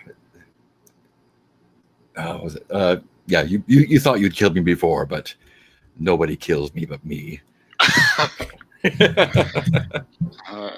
And your blood begins to drip into the bronze bowl. There's a feeling in the air. Something is happening here. Esme, are you starting to feel like all of this deception and plotting is simply too much for your pure heart? Oh, I've been feeling that. You know, there was plotting before. Ronaldo and Veronica were trying to figure out how to get rid of me so they could escape this mess. It turns out the only person in here that I can trust is a stranger I met maybe an hour ago.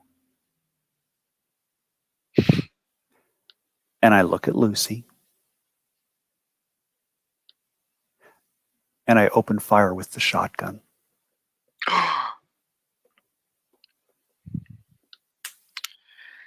And as that happens, Ronaldo, you're the only one who notices the dark shape rising from the shadows in the corner, sort of unfolding almost into a much bigger form, revealing something like a man, but with completely matte black skin. And somehow only the chin of this being is visible. And all of you, even the two of you who are now laying dying amidst the shotgun blasts and the slashing and all of these things, hear the dark man call out, "Who calls me?" And I think that's where this episode of our telenovela will finish. We don't get to finish with uttering the words that will chase this entity out of our reality, or at least out of this house. Is that what the words will do? We'll have to. Someone will have to tune in next time to find out. Gotcha. Normally, I would ask for epilogues about what happens to your characters next, but I don't know that many of you have epilogues to narrate. Maybe I might ask each of you to describe a scene from the following episode, if that's something that you're interested in doing. Maybe we can go just again left to right across the character keeper for that. So, John, do you want to go first?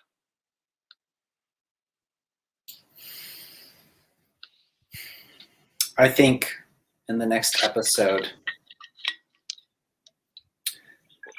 there's a phone that rings in a nice office where you can see it's a very like government formal looking office, and you see a man's hand reach out and pick up the phone.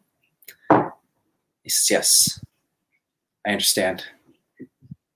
Yes, sir. I'll look into it right away." And then he hangs it up, and he packs his things, and you see him putting a file into his bag that has Veronica's name on it. Nice. Mark, do you want to narrate a scene from the next episode? Yeah. I think I am dressed in a black suit, and I am showing this house to a young couple, and they've just decided that this is their dream house, and we shake hands on it. I'm just like, "You are lovely, you know, home." And as I sort of like turn past the camera, my eyes flash black. Oh my god. It didn't work. Oh, no. It worked, just not the way that it was going to work. Pocket, do you want to narrate a scene from the next episode? I gotta go ridiculous with this. There is a troop transport helicopter flying over a jungle. Who knows where it is? It could be Southeast Asia. It could be South America. It could be Central America. Esme has her legs wrapped around the landing gear and is hanging upside down out of the helicopter with an assault rifle as tentacles emerge from the jungle below, reaching out. Lucy Hawkins is manning a minigun in the side, while Elizabeth, what was her name? Tucker is screaming into the radio, "We didn't get the right artifact. You have to bomb this place now." And leave it there. Amazing. Things really moved quickly between those episodes.